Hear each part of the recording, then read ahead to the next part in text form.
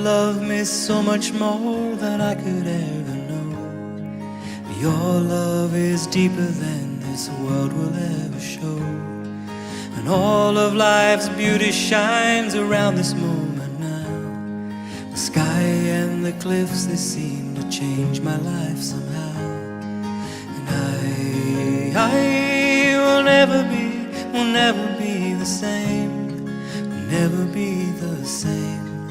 Whoa, whoa, whoa, I will never be the same, never be the same ever again. Well, here I am waiting, Lord, my life is just for you. Please unfold all the plans that you would have me do. And if all the world's just a breath and nothing's here to stay, and all of the love we feel will save us anyway. And I will never be the same, will never be the same. Whoa, whoa, whoa, I will never be the same, will never be the same ever again.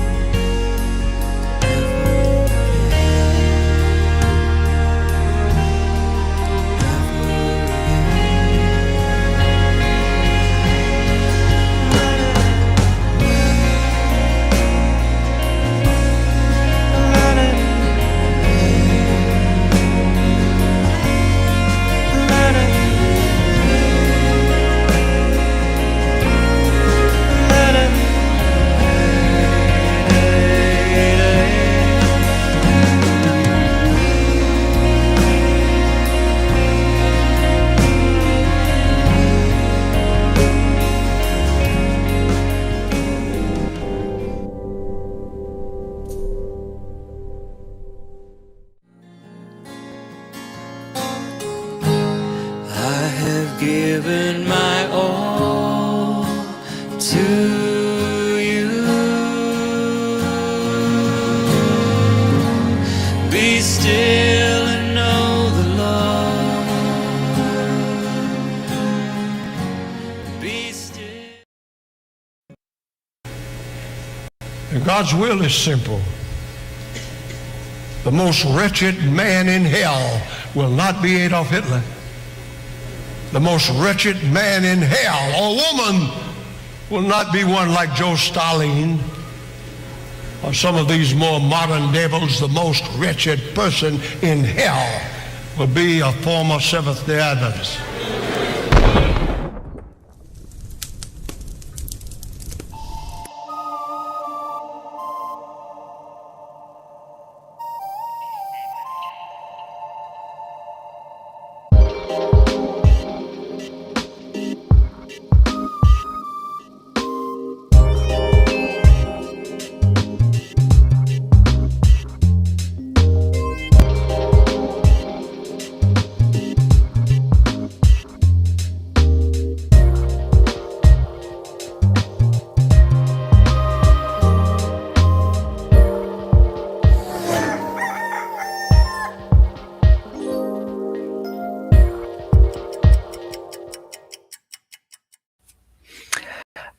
Hello and welcome to SDAQ&A.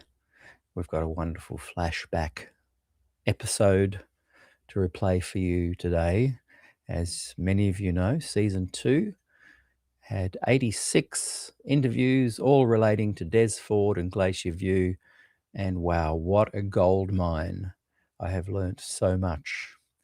5 years ago, 6 years ago, doing that series, and since as well. Today's program is sponsored by Gillian Ford and her latest book, The Glacier View Legacy, Volume 12. It is available on Amazon. I won't put the Amazon link up because in each different country, my link, if you're in the States and you click it, it won't go there and it'll be confusing. So just simply type in Gillian Ford, Volume 12, and it will come up.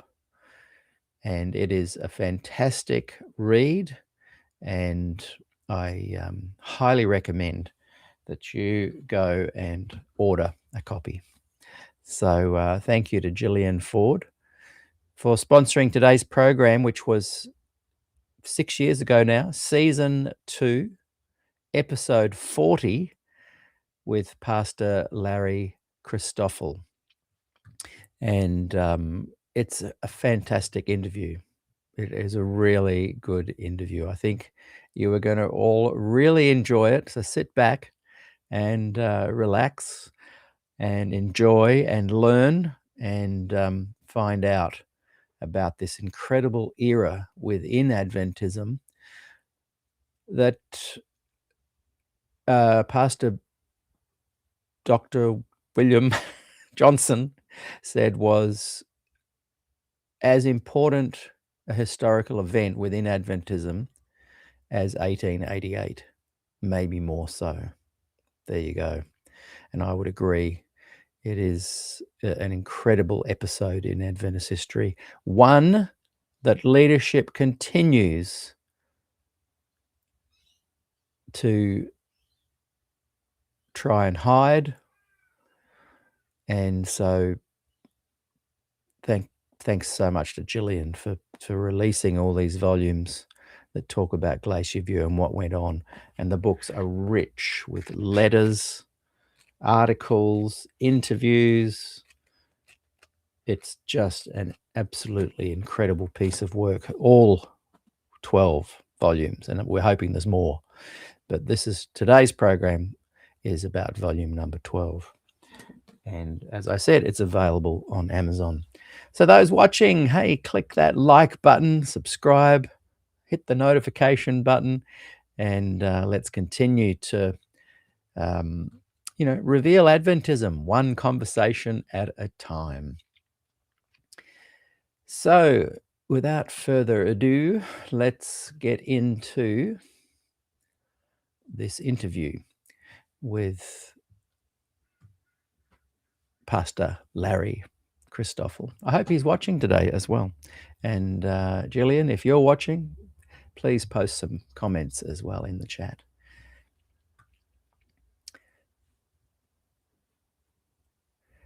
Here it is, Season 2, Episode 40 of 86. And we now go back in time from 2026 to 2020. Enjoy. Hello and welcome to another SDAQ&A. I'm Peter Dixon, your host for today, and it's a great pleasure to introduce Dr. Larry Christoffel. Thanks for being with us today, Larry. Well, thank you. I would just say I'm not a doctor. I've taken some courses toward that. People have told me I've written enough to be a doctor, but I'm a pastor, so you're welcome to call me Larry. I mean, I feel comfortable with that. Well, thank you very much. I appreciate that. I was saying off air how much I was looking forward to chatting today, and I'd been watching, I've got it here actually in front of me so I don't get it wrong, the September 6th, 2008 Campus Hill Church panel discussion. And you're on it. I think Kendra is on it, Fritz Guy, and John Paulian's on there as well. He's moderating, I think. Yes. And I'll come to a couple of questions that were raised in there that you were involved in talking to Des about. But just before that, tell us a little bit about your memories of that panel and what led up to it and what it felt like, and were there any ramifications after? Sure. I came to Loma Linda in 1986, worked with David Vandenberg. I was an associate pastor. He and I are both, we called ourselves Evangelical Adventists. And then it was my privilege to work with Beth Williams, a female pastor, for 13 years. Yeah. When the General Conference did not agree to allow the ordination per decision of the divisions, then we brought Beth to a major university church, a woman, and she did a good job for 13 years. I had the privilege of working with her.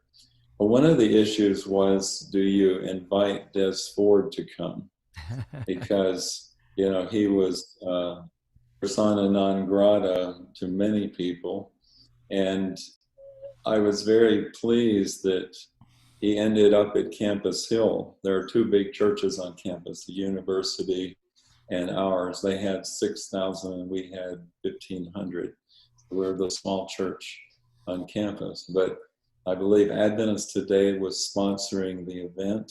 And because I considered Des a friend for so long, I was delighted that he was coming. And it was like meeting an old friend, somebody I really loved. Mm. And I would have to say that it went over very well in the church. We didn't get very much flack. And his sermon in the morning was something that touched nearly everyone. And then in the afternoon, it was a little more controversial in the various views that were, expressed. But like John Pauline said, that we got something out of that discussion. There were a lot of things that just flowed out of it. I really enjoyed my interview with John, actually, here. I found I resonated a lot with how he's kind of tussled with some of the deeper issues. And I noticed that in that particular interview, that all from you, Fritz, Kendra, and John, all had a passion for Des in supporting what he was doing, but there were some questions that were really digging deep as well, and I really thought that was quite interesting. Sometimes Des has been given just a platform to speak, but you guys actually challenged him, and I thought that was really interesting. But you obviously loved him as well. I thought that was good. Sure, and I would say, even though I'm an evangelical Adventist, would consider myself, some of the questions I raise could have been viewed as devil advocate questions. Yeah. Questions that might be raised by the other side. Exactly. Just for the sake of conversation. And I think you need to do that to bring the issues to the front. Yeah, I know all about that. I often do that as well. In fact, I think Fritz Guy was asking a question, a very interesting one actually, about how Des often almost has his ground zero as being his ministry is based on the teachings of Paul, and Fritz was kind of leaning in and saying, but what about the four Gospels? And I could see Des's face. He was kind of thinking, is this what Fritz really thinks, or is he being the devil's advocate? And Fritz must have picked up on that, because he actually says, I'm playing a bit of a devil's advocate here. But that's all right. I felt Fritz too was speaking genuinely from the heart, and knowing as much as I do about him, he was raising questions that he really has. Well, I'm glad to hear that. Yeah, I'm glad to hear that, because I would love to interview Fritz as well. Like when I watched that discussion, and I've watched it a few times, I thought, boy, wouldn't it, if I could get those 4 people on on the show, that'd be a real coup. So we're two of the way there. But one of the reasons I'd love to chat to Fritz is I actually think I agree a lot with what he says, and I know it's quite different to what Des was saying. And so if you have any He did pulling, say that, he said that he was being mischievous, I think, at one point. but yeah, With that word, and of course, he always has that sly look like he knows something, you know. yes, exactly. Yeah, exactly. And that's why I think if he's ever watching this, or because I know we've asked him to come on the program, and he's thinking about it. But I think if he realizes that he and I probably have a lot in common, it might encourage him to be a bit more involved. I want to get you to unpack a little bit about some of the parallels you and Des have theologically speaking, and how you've maybe extrapolated on some of those things. So do you want to start there, perhaps, and we can chat a little bit about some of the things that you think you do fall into alignment? And then I'm kind of flipping the conversation a bit. I then want to talk a bit about your history and some of your career highlights. But I thought let's just start straight off sharing some of your things you agree with Des on. And I do think the history is tied up with it. It's a little hard to separate it. For example, when Des came as a teacher from Australia to PUC, as Ken Sample said in his interview, he sent out a lot of materials, 1,000 pages probably or more, and on righteousness by faith. And we were all digesting that. We were reading Jeffrey Paxton's Shaking Adventism. We were reading Robert Brinsmead's Present Truth in Ohio. And I had discovered the gospel myself in college as a pre-med student, and came to some conclusions then that caused me to shift my major from chemistry to theology. Wow. And many of the theological points that Des was bringing out were things that I had come to see much earlier. And so it was like a resonation. Now, if you'd like to know a few points where I would agree with him, is that what you're asking? Yeah, I think I'm just keen to hear that. I would say, in terms of his giving justification by faith somewhat of a priority, I would say that I do feel you have to look at the whole New Testament, and you have to acknowledge the synoptics, you have to acknowledge the Pauline and also the Johannine aspects of it. But when it comes to personal salvation, Job asked the question, how can a person be just before God? And it's a very personal thing. And I discovered the gospel through a study of Galatians and Romans in college, and came to the conclusion that Jesus died in my place as my substitute, and that he lived a perfect life which was reckoned or imputed to me. In fact, my teacher in college had 2 people come up to the front of the class. One had a black coat and the other a white coat. It was in the winter. It was a little cold. And so he said, now here's Jesus, the one with the white coat, and here we are with the black coat. We're sinners. We've all inherited that from Adam, and we sin. So he says, now in the gospel, the coats are reversed. So he had the 2 take off the coat. The white coat was shifted to the other, and the black coat to the one who had worn the white coat. He says, now in the gospel, according to 2 Corinthians 5:21, God made him to be sin for us who knew no sin, that we might be made the righteousness of God in him. And it came as a relief to me, because I had been raised to think there was an investigative judgment going on, that my name could come up at any point. And I was almost like a Catholic, always repenting.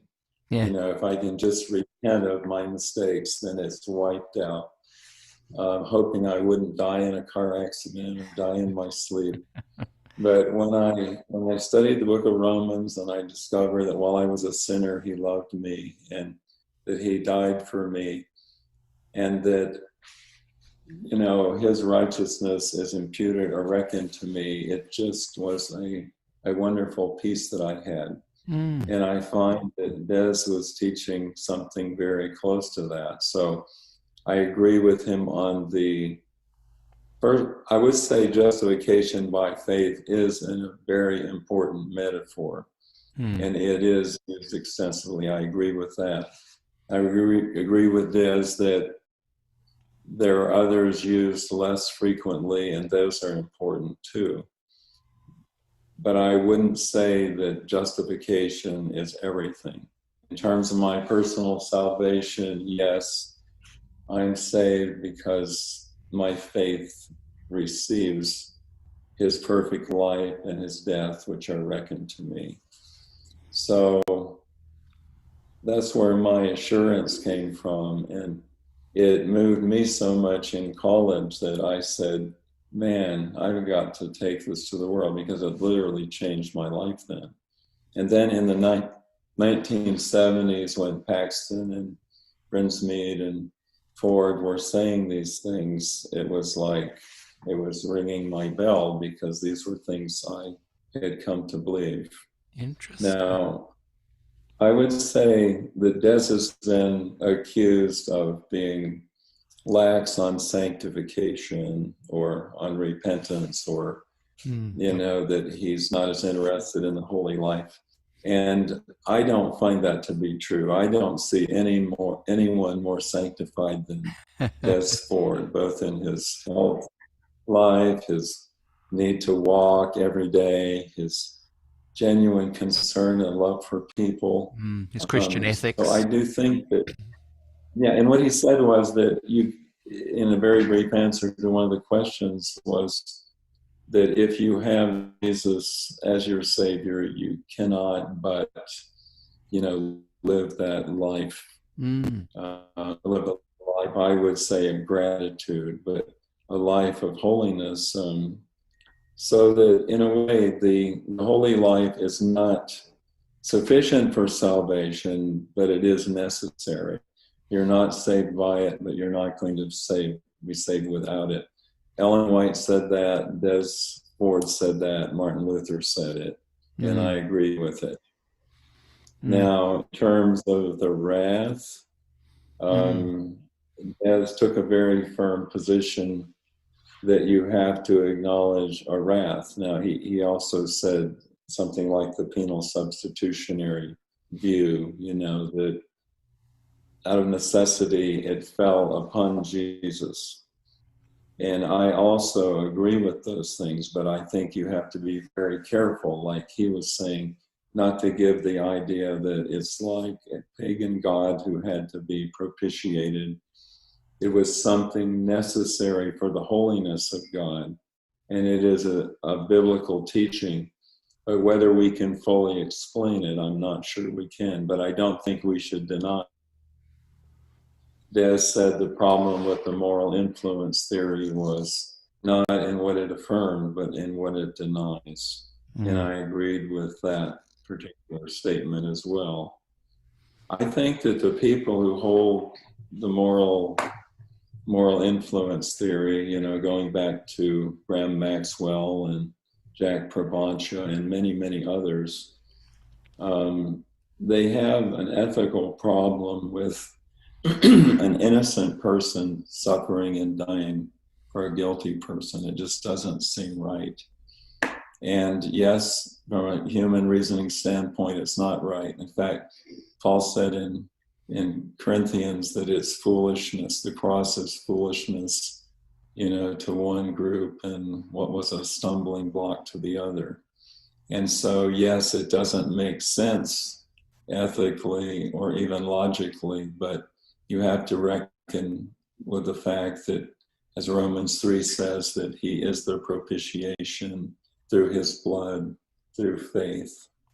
So that's where I am. So you could say I'm essentially in agreement with him on nearly every point. I think the only real difference might be that I would want to nuance the gospel a little more in terms of its New Testament usage and give credibility to the kingdom of God as another metaphor, as well as John's use, which I think is pushing for a justice issue where the retribution on Babylon is going to come, namely because she has shed the blood of the saints and the prophets. I like that.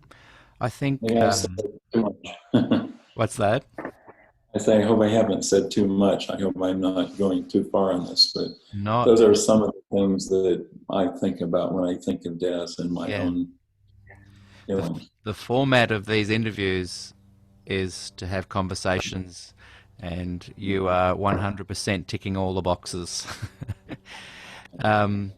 I think Jill has written somewhere that in one of the comments on a previous interview that some of these other aspects that we may disagree on are really just a side dish, and if we can agree on the main dish as being assurance of salvation as one of the main foods on the main dish, then we can You think, Peter, that I think it was Fritz who said in that Campus Hill meeting that for people who were legalistic, that this view that Des is promoting comes as a great relief. I've thought about this too, based on a person's disposition, their background. They could hear Maxwell or Provencio or the moral influence, and they could also, just a God who forgives.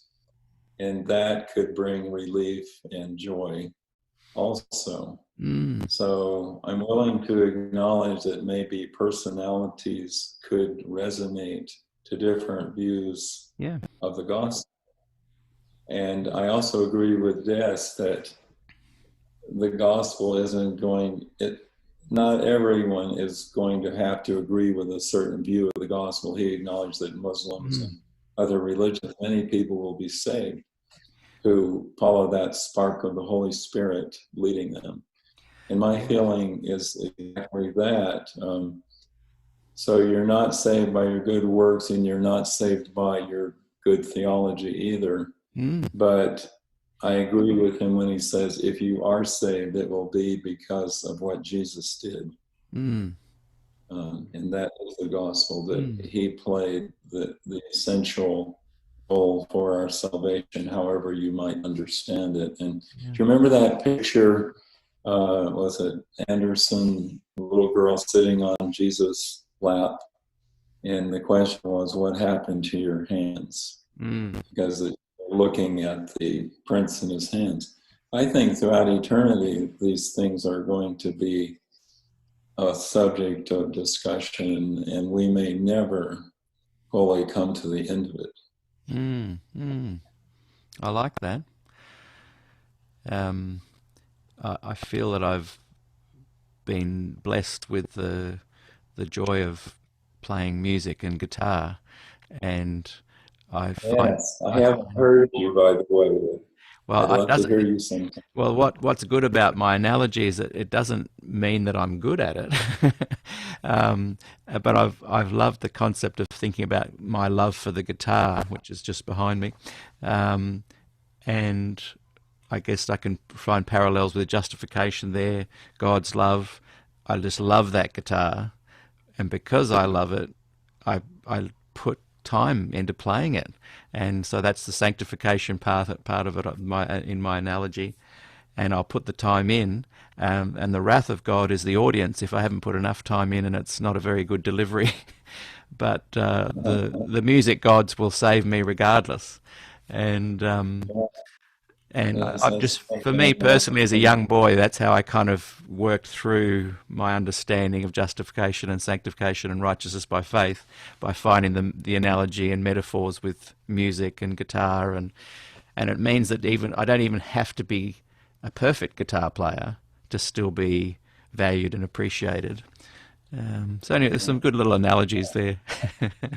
I can understand that. My mom was a piano teacher. I took 10 years at Mm. some point, and I became very good classical music. And then at some point, I realized you can't carry a piano around, so I bought a guitar and Oh, learned how really? to play that and take it to the park. And Oh, my I wife love and it. I used to sing in the park some of the old secular songs and gather groups around us. And then later, I after I love it. were married, we did camp meetings and church services. So Isn't that music is interesting? something I Isn't that interesting? Because when I first met you and we went into the pre-interview, I thought this guy's a musician, and I did yes, I not know am. any of that. Wow. Oh, wow. So you'd Yeah, understand my analogy there yeah, then. that's right. But you know what? Another thing, I have Sirius radio in my car, and a lot of times I listen to symphonies and classical. And Mm. when I hear these, Van Cliburn type people playing, I'm thinking, what? I never reached anything like that kind of a level, but I love music and I'm going to keep doing it. We love people that are more sanctified than us. That's right. But isn't it great that God painted this picture for us in Yes. Yeah. notes and music? Yes. Yes. Yeah, I agree, 100%. Do you mind if I play a little bit of the interview clip? It'll just be very poor quality, but you raised a really interesting question to Des, and I want to just kind of springboard from that. Is that all right? If Sure. I'll It's just okay. Whatever you do is fine. Much about that. Is that something that is um, important to you? I may be in the wrong. I thought I'd had the right spot, but it looks like I can edit this part out later. As well as a life. Just Oh, I can't find it. I thought I had it right on the spot, but basically, John Pauline had just said this morning you preached the gospel and it was beautiful, and how could anyone ever criticize that? And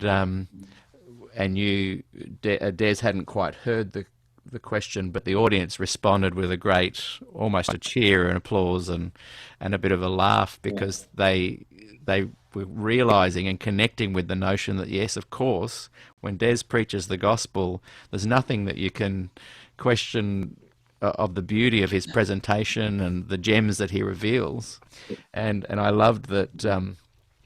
Because it's important for people to realize what the controversy was about. And if you left it just at that question and with the nice or statement that John made and the nice audience response, you could think, well, what's all the fuss about? So I loved what you leant in and clarified the question, which he hadn't quite heard, and said it's sometimes the things we don't say that have a big impact. And I really Yeah. liked that. I thought immediately, I like this guy. Can you tell us a little bit about what you were thinking when you asked that, and what his response was? Do you know, when I listened to that very thing in preparation for this interview, I heard myself saying it and I was wondering what I was thinking then, because that's been a number of years ago.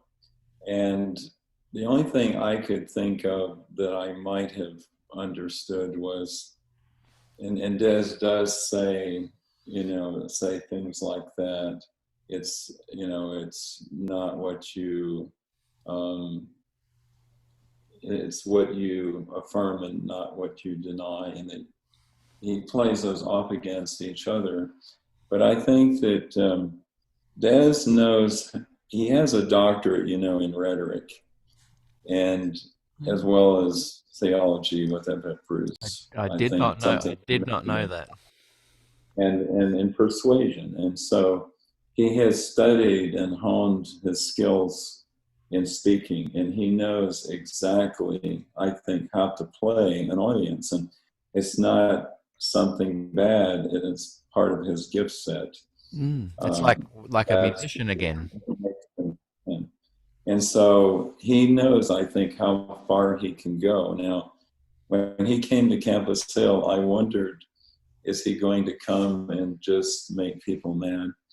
And no, it was such a gracious presentation. And when I was in school, I was told that a good speaker plays either to logic, and this is from, I think, Aristotle, either logic or emotions, or to the audience. And Des knew exactly what he was doing, but the love of God just came pouring out at that time. And I think he ingratiated himself to many people who may have thought he was some kind of a demon, you know, because I think the right wing of the church has certainly painted him that way. But when you saw him there, you realized here's a humble, bold, courageous man that has something to say. And even if I don't agree with it, there are things I can agree with, and things I can take to the bank. And again, it's like being a musician, you can understand that. I remember doing a tour once, 2 weeks back to back, and every night you're having to play. Some nights you feel bad, sometimes you play well, the audience likes it, sometimes you play well, the audience doesn't like it, sometimes you play badly, the audience likes it. And after a while you realise that there's a craft involved. I have a passion and a love for the music, I want to get better, but you also have to learn the show, the persuasion, the putting on of a show so that it becomes a craft. And what I've noticed is that you rely on those tools, but the essence and love of the music, when all of that is in place, comes through and shines through. So I totally understand his gift of learning the art of rhetoric, but still knowing that the shining light can come through that earthen vessel, particularly if you put some time in learning those skills. I don't mean to say that in a negative way. No, I didn't think you were. A compliment to him to study these things, and he does it so naturally. Yeah. But almost like he knows how to persuade people, and to get them to think. In other words, he also knows at times which patties not to step on when you're going through the field, something that will cause them to have an antagonism to you. Yeah. So maybe my statement was a little simplistic to say what I did, but if it provoked some thought, maybe it was good. It was good. It provoked thought, and I think only good outcomes came from those thoughts. What are some things you think he wasn't saying? Say again? What are some of the things you think he wasn't saying that he was leaving out that had caused ire and Well, I think that in the question and answer toward the end, one of the questions was, what are your views of the sanctuary? And of course, he could have jumped right into that, or he could have done something like he did October 27, 1979 at Angwin, and he could have laid out to prove that he was right at Glacier View and start listing all the problems with the investigative judgment. He could have done that. And, I think some people might have appreciated it, but wisely he didn't choose to go there. Yeah. In that particular occasion. Yes. And I think what's good is that you can explore and dig deep on YouTube and find out what he did think on all the issues. That's right. And the things that he may have left out at these times are all there available. Jill has done an amazing job at collating a lot of that material, and she's doing a really good job at keeping that legacy alive. And so are the guys at GNU. It was really great chatting to Ellie the other day and hearing the good things that he's doing there with GNU. Can you tell us a little bit about your Adventist background? Tell us some about yourself, and have you got some Adventist kind of connections in your history? Sure. My grandparents of both my parents were Seventh-day Adventist, and my parents Seventh-day Adventist. My mom's father, B. Oakes, was in charge of the North American division from 1950 to 62. Wow. Working with Figure at the time that the questions on doctrine debates were going on, and also when the SDA Bible commentary was being published. Wow. And I always felt my grandfather was a grace-oriented administrator. He was a very popular speaker. He wrote 13 books, mainly of his sermons. He, at the age of 90, was still preaching at camp meetings. A great inspiration to me. He loved baseball. One time he was at a meeting there at the General Conference, sitting around the table with a wire in his ear, and they said, "Oh, I didn't know Elder Oaks had a hearing problem," and someone punched him, and they said, "Who's ahead?" And he said, "The Yankees are ahead." So he loved baseball, and I attended many of Washington Senator games with him. He had a free pass, and when I was in Washington, I grew up near Richmond, Virginia, but I saw all of the great people play with my grandfather. What a great memory. He was a horseshoe player. He won the California State Horseshoe Championship at the age of 80 for older people. He threw 50 ringers out of 100. So he was an amazing person, an inspiration to me. However, my father, who was a research chemist and a scientist, went to Adventist schools, Broadview, and then on to EMC, Emmanuel Missionary College, but because of the war and the draft deferment, he went to Wheaton College. And he was there when Billy Graham was there, and he got a very good dose of Billy Graham and Wheaton, so much so that when we moved to Virginia, when my dad took up a position with Nitrogen Division, the largest chemical company in the country, that the preaching was so legalistic that at a point my dad dropped out of the church when I was about 15. Wow. And he didn't try to influence me then, but later on I found it was in part because of doctrinal issues he had with Ellen White, her authority. He told me that when he was at Wheaton, that some of the theology professors pulled him aside and took him out. And they said, "What's this thing that the Adventists hold about Christ going into the most holy place in 1844? He said, "Can't you read the book of Hebrews?"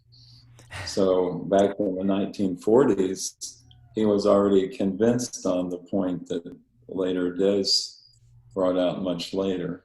Wow. My dad had issues with the kosher laws and with Ellen White's authority. He didn't have a problem with her being a prophetess. He had a problem when they used her interpretation to define our doctrines. That was his issue. Yeah.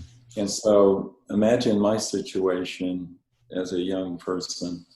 On the one hand, I have this very strong connection to the church through my mom's side. Now, my dad's side has some great people too. His brother and wife were leaders at Andrews, and their daughter, Karen Flowers, Karen Christoffel Flowers, was one of the first people ordained in the Potomac Conference. And she and her husband were in charge of the Family Ministries program for so long before their retirement. So he had great people.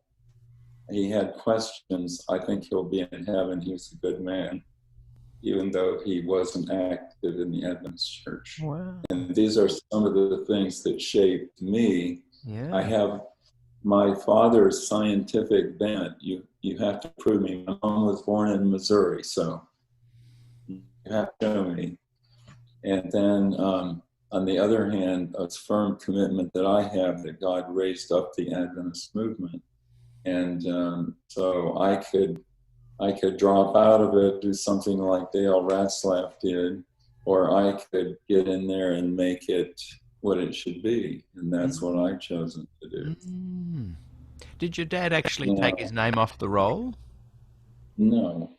Right. You know, I thought that maybe he did, but when we had his funeral at the age of 85, I realized that he had never taken it off. But I said to my dad shortly before he died of congestive heart failure. I said, Dad, something I feel bad about. First of all, the church could have really used you. Yeah. Your gifts. And I said, and secondly, you could have used the church. And my dad told me that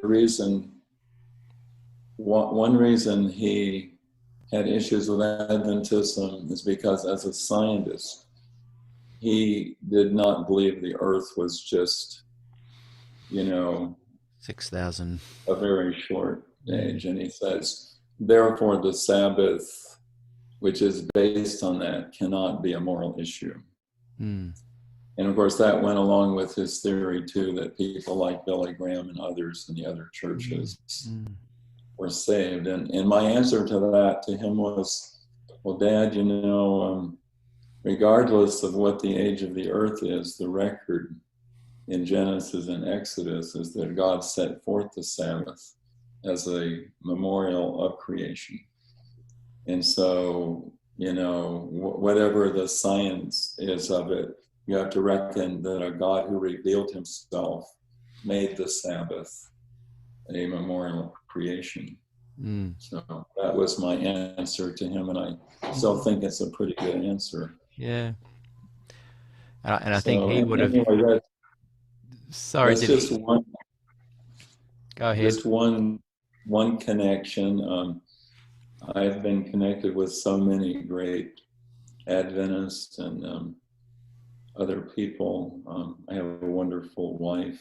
So at some point I'll get into my family. Yeah, we'll come to that. Some of the Adventists I've had connection with have been when I was in the Ohio conference, coming out of the seminary. I served there for 11 years, 2 of which I taught at Mount Vernon Academy. I got to know David Newman really well, who worked together with him, and actually raised up a whole group of people in the 1970s who were interested in the gospel and in eschatology. And at one point, the conference president, I was on the executive committee, he called me, he says, Bradford can't be our speaker for our workers meeting, a 7-day workers meeting. Can your group come up with a program? And I said, well, let me call him. So we actually did Romans 1-8. We divided it up. Bill Johnson was present at that meeting, and he said he hadn't seen, I don't know if he would remember this, but he said he had never seen a workers meeting like that when some people were getting converted. Wow. And we divided the book up. I think I did Romans 7 and other people did Romans 3, and we had discussions about the Bible. So we had a group in Ohio that was studying the book of Revelation, studying the book of Romans, and people I still value very much. When I came to California, David Vandenberg, a great evangelical pastor, Iveth Williams, and I've been very much involved in the women's ordination movement. I've taught at Loma Linda University 10 years as an adjunct professor, the books of Daniel in the fall and the book of Revelation in the winter. So every year, for 10 years from 87 to 97, I would review things like Glacier View and give both sides and give Des's position and give what the others were saying and let the people decide for themselves. Were you given flack? Did you get any flack for never, having those conversations? No, and people go back and check my syllabi and they'd find that was part of it. And then David Vandenberg and I, when we came to Campus Hill in 86, we says, let's go visit Walter Martin. So we went there in San Juan Capistrano and we met him, and he had just appointed a young assistant, Kenneth Samples, who he assigned to be the specialist in, I think, Jehovah's Witnesses, Catholics, and Adventists. And we got to know Ken. When we visited Martin, I said to Martin, I said, you posed a group of questions to Adventists in the 1950s. I said, I have a group of questions for you. And I had written out quite a few questions. Did he really know what was going on within Adventism? He passed them on to Ken Samples. Ken Samples called me in a few days and says, we have to talk.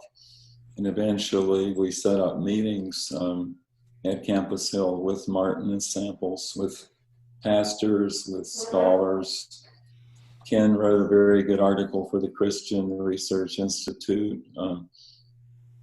Martin died shortly after that, and then Ken wrote another one for Christianity Today. David Neff, who was editor of Former Adventist, as a friend of his.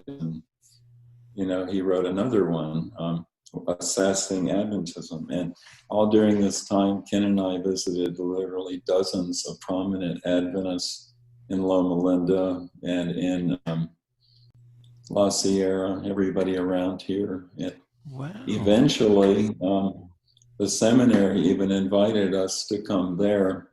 And we spent a week there. We were invited. We interviewed all of the top people at the seminary at the time. We were thinking of was this writing late a book 80s, did you say? together.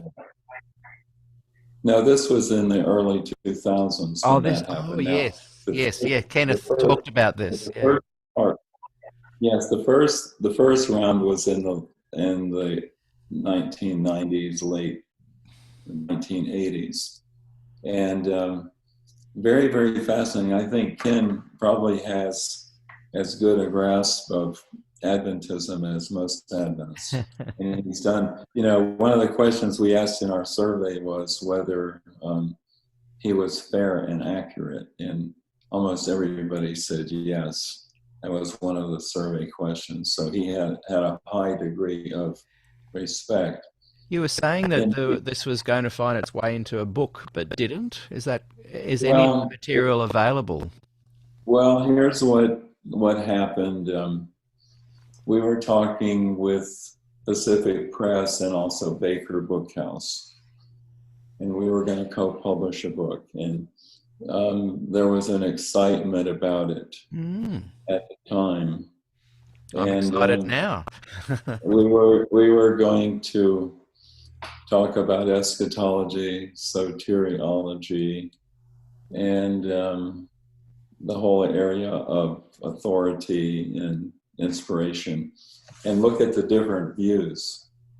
But at a certain point, it looked like the powers that be wouldn't welcome a book like that, and so we backed away from it. Could you and Ken, I think, may have been willing for us to pursue it, perhaps through Baker Bookhouse. However, he was committed to Martin's desire to work with the church. And so for us to do something then without their endorsement, right. So we didn't do it. Now, Kenneth, if you're watching, give Larry a call tomorrow and begin that project. Commence that project again. He may not appreciate me sharing that, and maybe I should have asked his permission. No, I'm pretty sure he mentioned it in his interview. I'm pretty sure he talked about that and how there was going to be some publications that didn't come out, and mentioned your name. Yeah, and I do think that we could do it. We both also had our own lives. He's published a number of books, and I've been quite busy in the ministry. And so it's one of those things, but it's also something that I don't think either he or I have abandoned. We get together occasionally and talk about that. He mentioned in his interview with you that I watched that there were meetings between him and Ford and Martin in Riverside just 2 weeks before Martin died. Yeah. Now, a friend of mine organized those meetings, a very good friend of mine, and we actually made videos of them. And recently I've been in touch with somebody who is working with Mrs. Martin to give them a full collection of those videos. And we had Wow. to convert them from the old VHS to the the modern disc. But there's a gentleman, is it Van Gordon? I think Kirk Van Gordon, who was Martin's specialist in Mormonism, who now is working very closely with Mrs. Martin to manage Martin's legacy Yes. of information. So he has that, and he's already probably put it up somewhere. I haven't checked with him Oh, lately. wow. If there are some people who watch that are really good at chasing this kind of stuff, so if they could share some links, Andrew. I wanted to tell you about one other person that I've been associated with, and that is Dr. Raymond Cottrell. Yes, And I really want to hear your thoughts on this. Cottrell, when I was asked to teach Daniel and Revelation at Loma Linda back in 1987, of course I had been an academy Bible teacher, but I hadn't taught on a collegiate level. I don't have a doctorate, but some of the previous teachers like R.A. Anderson, who had that position at Loma Linda, they didn't have doctorates either. So it was a privilege for me to do that. Well, naturally, I went to Ray Cottrell because he was the expert in Daniel and wanted to get everything he had. So we became very good friends. And wow. at some point, he shared with me a major portion of a manuscript which he didn't publish. He shared with me the exegetical portion of a manuscript called something about the exegesis of Daniel. I forget the full name of it. And at some point, we became such good friends that he was to do a forum presentation in 2002 at the San Diego Forum. And the topic of his talk was the Adventist sanctuary doctrine, asset, or liability. And he called me a week or so before, and he says, I'm not going to be able to present this. He said, I think you know my material. Would you present it for me? And he had already presented this material to a little group in Loma Linda. We called it the Jesus Institute Forum, and every year we had big conferences, brought in top speakers. And he had presented the same material to us in December of 2001. So we were somewhat familiar with it. And so I went to the San Diego Forum and did my best. You know, he had a huge manuscript, and he allowed me to just go through and pick out the things I thought were important. I zeroed in on the exegetical parts. And then we had questions and answers, and he and I fielded the questions and answers. And I think that there are tapes of that people can hear online. Well, of that meeting. Yeah. And when he asked me to present his views, I said, well, would you care if I would disagree with you on some points? To Cottrell? Yeah. He says, fine. Yeah. And so during the interview, you know, I actually was able, the questions and answers after the presentation, and he and I both were there for that I did present an alternate position on it, and he actually graciously said, well, Christoffel might be right. Now, do I think he believed that I was right? No, he was being his gracious self. And he now, used in that particular talk, he referred repeatedly to his larger unpublished manuscript on Daniel. And he said that would someday be released, and I'm hoping it will, because people have a right to know. He only presented the conclusions of his research at that San Diego Forum. By the way, he died a year later. And he took great exception to the Adventist sanctuary doctrine. He said it was like a vestigial organ or a scaffolding of a building, that it was useful in its time, but it needs to come down. And he Wow. And felt he would say that publicly. Oh yeah, and I thought maybe I would be in some grave danger because I was presenting it, and Yeah. I was presenting exactly what he was saying and wanting to be true to what he was saying. How did you and he avoid the kind of controversy that surrounded Des?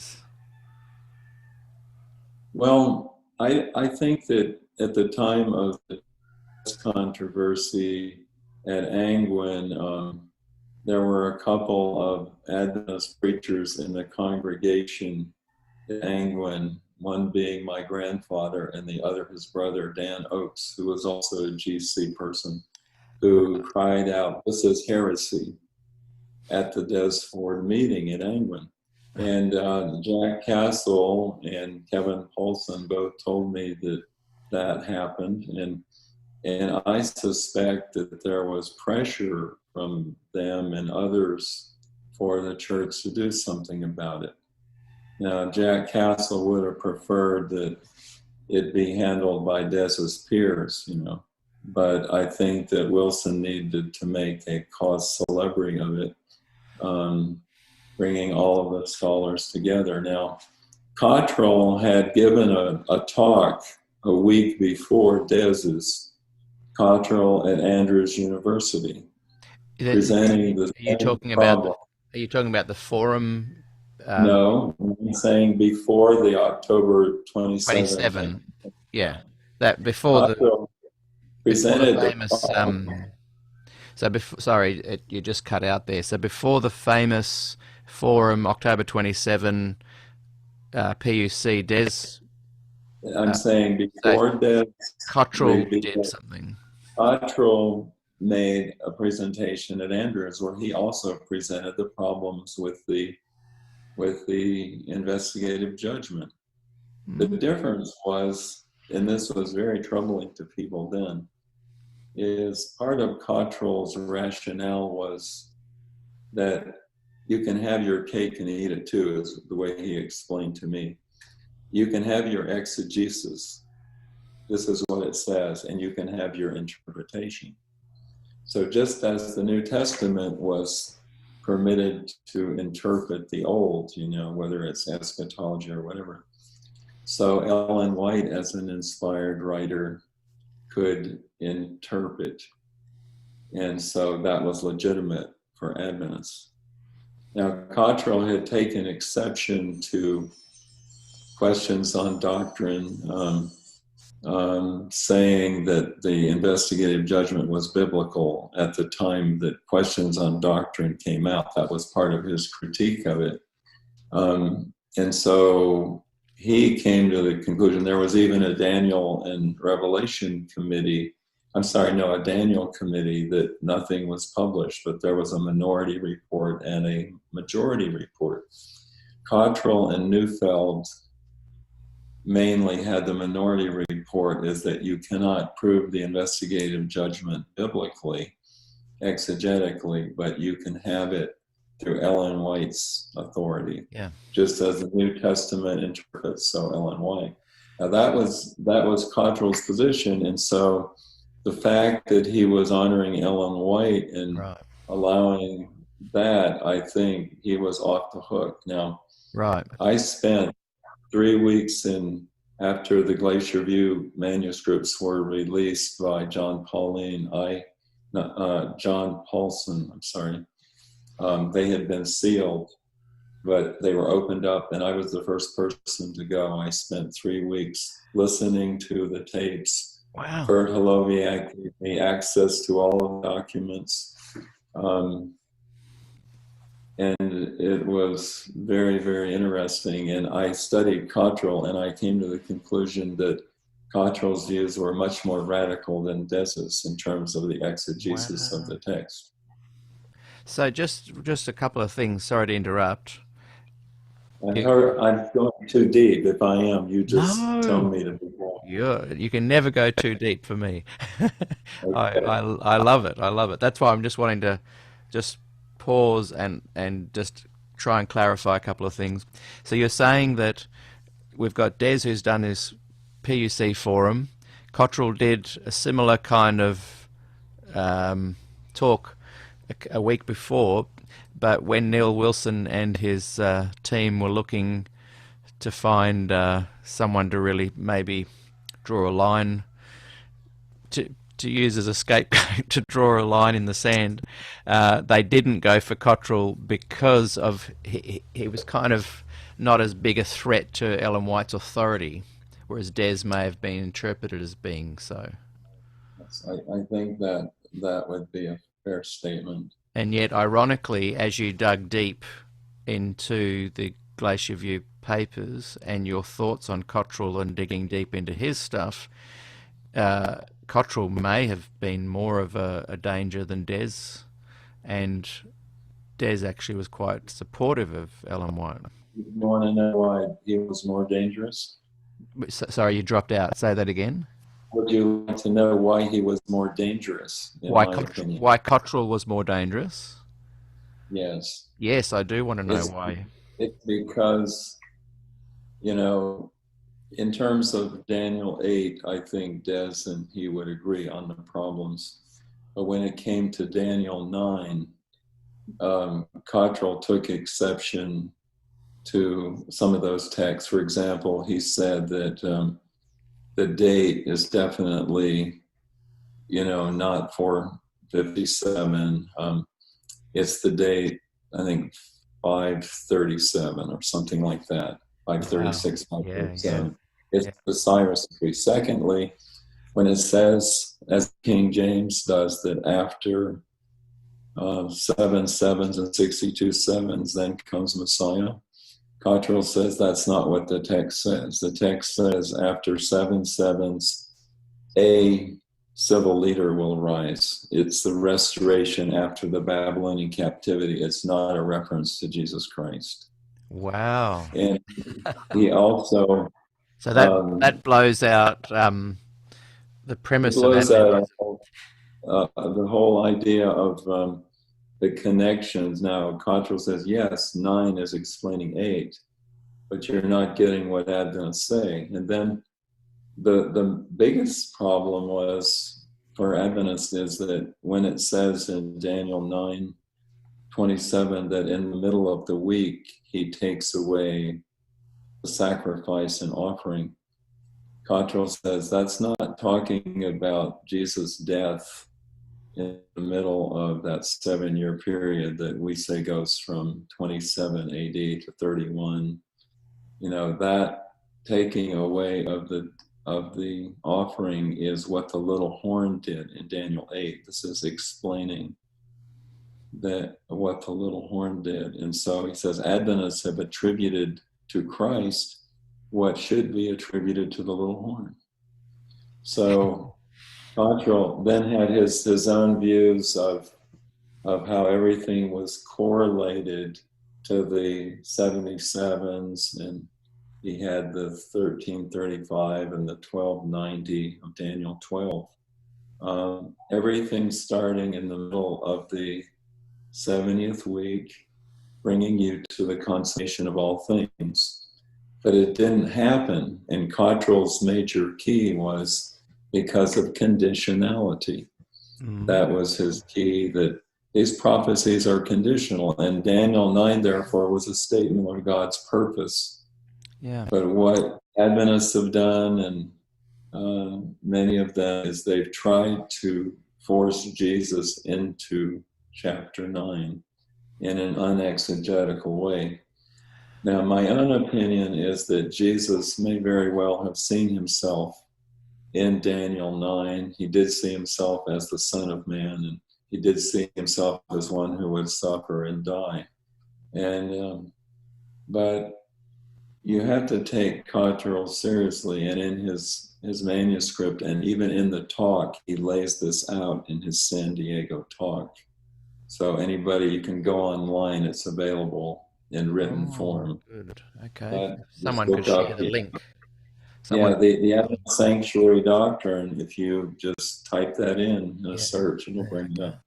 Oh, good. So I would say Cottrell is another one who shaped me very much. And I'm fascinated by that. I love that. I've wanted to learn more about Cottrell. Um, I don't even know what ended up happening to him after he'd presented a lot of these things.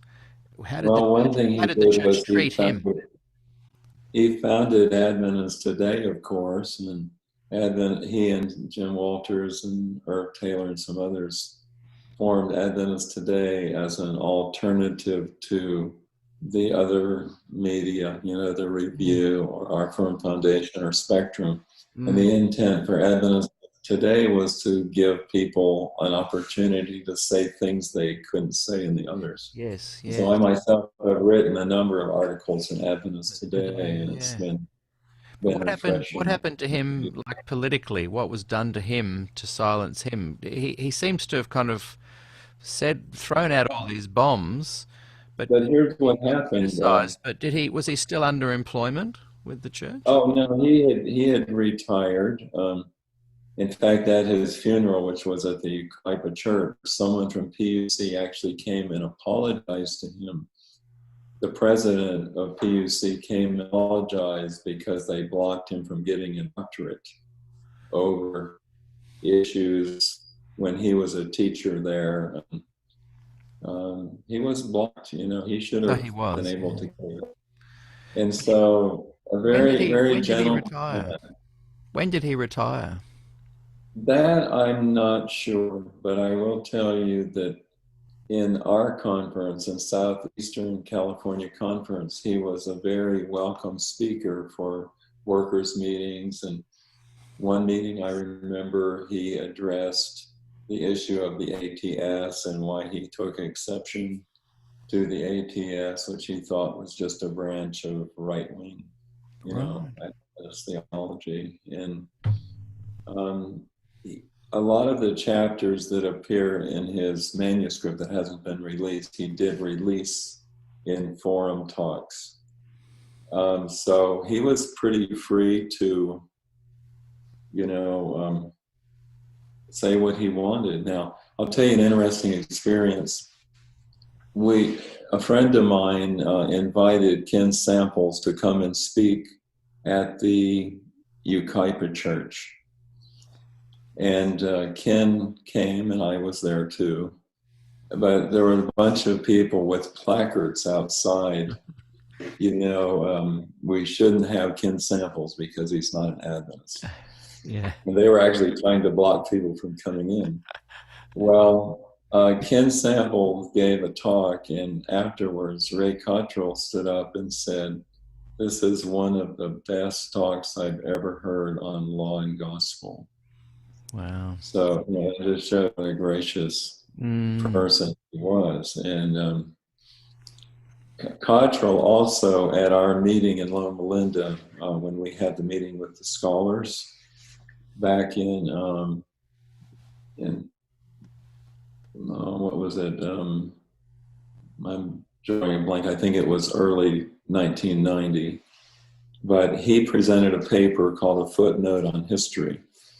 And Cottrell said in that paper that he was the one who had blocked the republication of questions on doctrine.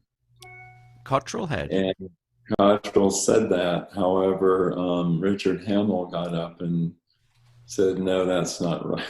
So there was quite a give and take there. But Cottrell was quite a scholar, and there's in the library at Loma Linda and also at Andrews, you have all of his works for people who are qualified can go and read them. I'm probably getting off what you wanted to talk about, but I'm saying that not at all. Cottrell was related to Glacier View and Ford and the sanctuary. So in some way, these things are all they are very interconnected, and we're dealing with injustice. And Des Ford has become the lightning rod name that people are drawn to, but there are many who, were at the hand of the injustice dealt out by the more conservative bloc and by administrators like Neil Wilson. May I give a personal thing that happened to me at the time of Glacier View? Yes. I had pastored in the Ohio Conference. I was on the executive committee in my later years, and then I was invited to teach at Mount Vernon Academy. The principal was a friend on the executive committee. He said, we need somebody who really knows the Bible to teach there. So when Des gave his October 27 talk, I was still a pastor up near Cleveland, Ohio. But I began teaching in January of 1980. By then, Des had already given his talk, was writing his document. The general conference took place where we endorsed the new fundamental belief statement with the fundamental beliefs, the 27, which was used then to try Des. So that summer, after teaching, I was out recruiting students, something that teachers do during the summer. But when I came back, the Glacier View had been in August, and so I began teaching. And so some of my students said, hey, what do you think of the way the church treated Des Ford? And I looked over the sea of young faces, and I said, now I could tell them what I really think, or maybe not. And I said, well, my integrity means more to me, so I just blurted it out. I said, Amen. No, they weren't fair with Ford. Sorry, I'll give you three.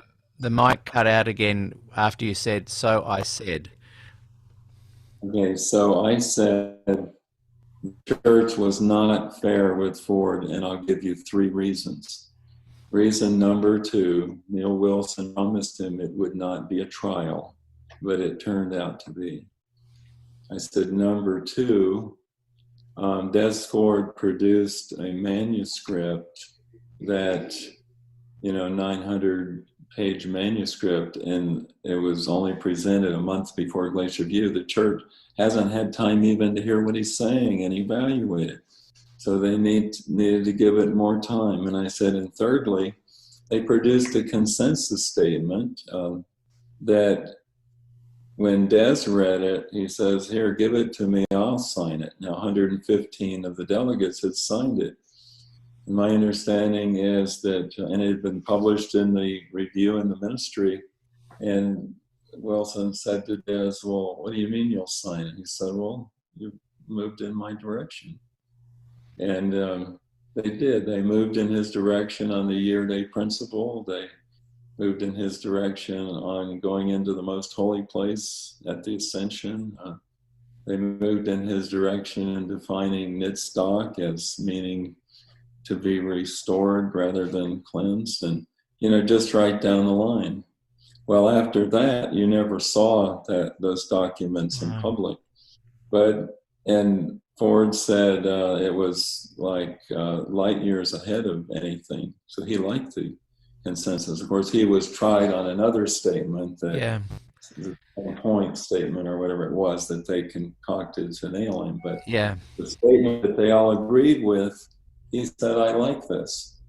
Yeah. And so anyway, going back to my story, so I presented this to these young students. And then next week, my principal called me in and said, did you say this? So some of the students are dobbed on you.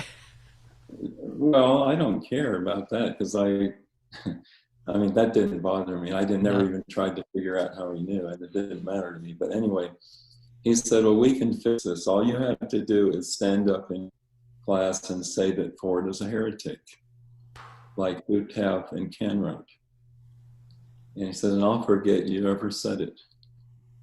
And I said to him, and I called him by his first name because we were friends. I won't mention his name, but I said, give me 24 hours to think how I'll respond to you. I remembered Luther at the Diet of Worms, he asked for 24 hours. So I went home and I said to my wife, I said, this could be the end of me, how I respond on this, the end of my career. Prayed about it, came back the next day, and I said, I can't do it.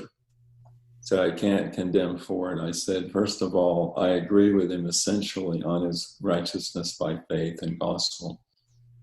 And I said, in terms of his eschatology, I said, I'm still working through a lot of his points. I'm not sure I even fully understand it. I said, I never said I agreed with him on all points. I just said the way he was treated was unfair. Well, then I found myself not being invited back. I ended up going to Georgia Cumberland, where I pastored 5 years there. Then I came to Loma Linda since 86, where I've been there. It's like God's been gracious to me, but it took a toll. And I sort of suspect that the reason why they weren't harsher to me, because quite a few of the pastors in Ohio were either let go or moved or whatever, is maybe out of respect for my grandfather or something like that. Maybe they were kinder. And the other thing was that Gary Patterson was the new president down in Georgia Cumberland, and he and I got along just fine. Wow, that is a story. And can I just commend you on your integrity, and good on you. I know in Australia it became the test question, will you publicly call Des a heretic or not, kind of thing. And many pastors lost their jobs or were ostracized or suppressed because of their conscience, their conscience vote. If I had been in California or some other place, I may have lost my job. Yeah. I also had a lot of people who knew me in Ohio and who loved me, and I had been very involved in the conference, so it was difficult for them to know to be with me. Good on you. Have you written an account of kind of these thoughts and stories of your own down in a book? I have not, for different reasons. One being that as a pastor, I wanted to be a peacemaker within the congregations. And, I was diagnosed with advanced aggressive cancer in 2009, and wow. They held out no hope for me unless I took their conventional treatments, but they had never helped anyone whose case was as bad as mine. Wow. However, I decided not to take their treatments because it would knock my immune system out and just go integrative health and natural, and I'm still alive. Yeah. But I realized that I'm not going to live forever. I really would like for some of these things to go out, but I've had this thing, it's a tension, where do you reveal what you really think? Yeah. Because I think a lot of pastors probably believe a certain way, but they're hamstrung and they can't say it. Yeah. And I'm thinking just as at the meeting, the 50th anniversary of Questions on Doctrine, where I was one of the speakers. Yeah. There were 22 of us. And that, by the way, you can hear my talk. I listened to it, and you can read my paper. But it was a thorough explanation of evangelical Adventism historically. And so that's the closest I've come. I've also written a lot of other articles in Adventist Today. One of my articles was the prophetic task of the Adventist Church in the New Millennium, and it was published in December of 1999 in Adventist Today. Right. And there I said, if Adventism wants to fulfill its destiny to raise up a movement ready to meet Jesus, then let's exegete the three angels' messages of what it says. And so you're looking at remnant, you're looking at testimony of Jesus, you're looking at Babylon, the gospel, the judgment. Let's find out what John really meant by that. And I said, and if we would present it that way, it would have a lot more credibility. Yeah.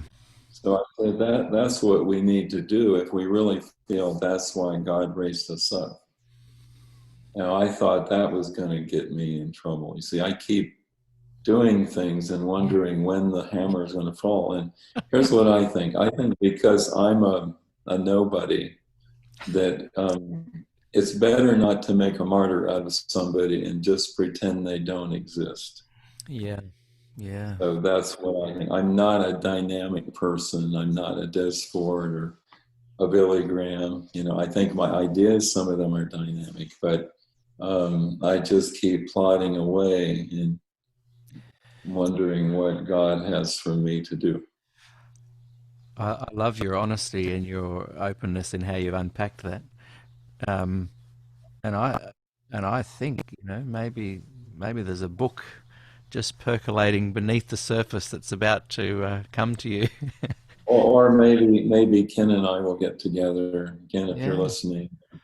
I think if you could complete your Ken project, you could compile some of the writings you've done, transcribe some of the live talks, but also share a book on what you. So there's three things. Yeah, And and you know, share a book that. when Ken and I did the interviews, we taped all of them. Yeah. They have not been transcribed. Wow. See I that? think only one theologian refused to have his taped. I won't mention his name, but there's a lot of good stuff there. Well, maybe like SDAQ&A can help in a way. Like when this series is finished, we will continue on, of course, with interviews, and in the podcast we can even have programs where we say, and today we're going to be listening to a recording of, and I can just play the recording of that day of something that you might want to send me. That's something to think about. But yeah, I think your project with Ken would be amazing. I think like completing that. I think compiling a lot of your writings and putting them together in one book would be great. And I think a book of some of your thoughts and ideas of what Adventism is and how it can move forward would be real valuable to a lot of people. Yeah, I think that's true. And I seem to stay pretty busy. And then this coronavirus thing hit here, and we've all been kind of sequestered and lives put on hold for a while. But in a way, it's been good because I've been able to think about a lot of things. Yeah. And imagine, you know, when we come to the end of our lives, if we have to confess and admit that we've just been an actor the whole way through. You know, I want to come to the end of my life and go, well, yeah, I wasn't perfect and I didn't achieve great things, but at least I tried really hard to be as authentic me as possible instead of putting on what I wanted people to think I was. Yes. And I have started to use YouTube. I've done 2 now. Great. To my church members. The first one was 3 weeks ago on the gospel in Genesis 3. And the latest one was the 3 dimensions of the gospel, where I unpacked the Pauline, the Synoptic, and the Johannine. Yeah, so those are the kind of the things that my parishioners like, and I realize they're not all theological, but I also send out manuscripts of what I say so they can either read it or they can listen to it. Well, you're welcome to send me anything to share here, and you, of course, in the comments later, I'd love you to come and engage with some of the thoughts and things that people have been saying. That's what's great about this kind of social media platform. It can be interactive and ongoing. Yeah. Hey, I just wanted to quickly read a couple of things that Jill has written on the monitor here, and they might be statements more than questions. But Okay, that's Coming up, I think next week or the week after is the actual week of the 40th anniversary, and I'm going to give her, I think, the Wednesday. So this is the week, the 10th of August to the 14th, I think. And he's going to be talking on the Wednesday morning, the Thursday afternoon, and the Friday morning. So I'm just wanting to air anything that I see that she's written, just to kind of try and make sure I'm covering a lot of the important ground. And she's put here that Cottrell manuscript on Daniel. Des had a copy, and it will come up in the collection they're working on, I think, on their website. But not yet. Don't ask, she's saying. And I think she's meaning people don't bug her for it. It'll come out when it's ready. Can I tell a story about Cottrell? Yeah. He sent this manuscript, just the exegetical parts dealing with Daniel 2 through 12, to about 50 scholars. And he wanted to get their consensus to send this out. And he was very sensitive, will this do some good? And so he gave me a copy. I'm not a Hebrew scholar, but I read it. I did respond. I think I may have been one of the only ones. But he says, why aren't these other people responding? And I said, well, give me permission and I'll find out. So I talked to some of them, and I was getting a picture that the scholars were saying, whenever somebody raises this issue, it's off with the head. Yeah. And so this doctrine will probably in time die a natural death, as time goes on. And so the question was, do we want another thing like Des Ford, or where it's all raising this? Now the question is whether the time has come for its release. And I told Cottrell at the time he should release it. Why? Because there were a lot of young men like myself that wanted to know what the experts were saying. Yeah. And we thought that was more important than worrying about what the experts thought. I mean, I don't see Jesus or John the Baptist clearing things with the Sanhedrin. Right? Amen. I know. I think the time. So why didn't he? If you read carefully his manuscript from the forum there in 2002 at San Diego, he alludes to that document and he says it will come out eventually. And this is the one that Jill is just talking about? Probably. It's called, what is it? It's about the exegesis of Daniel.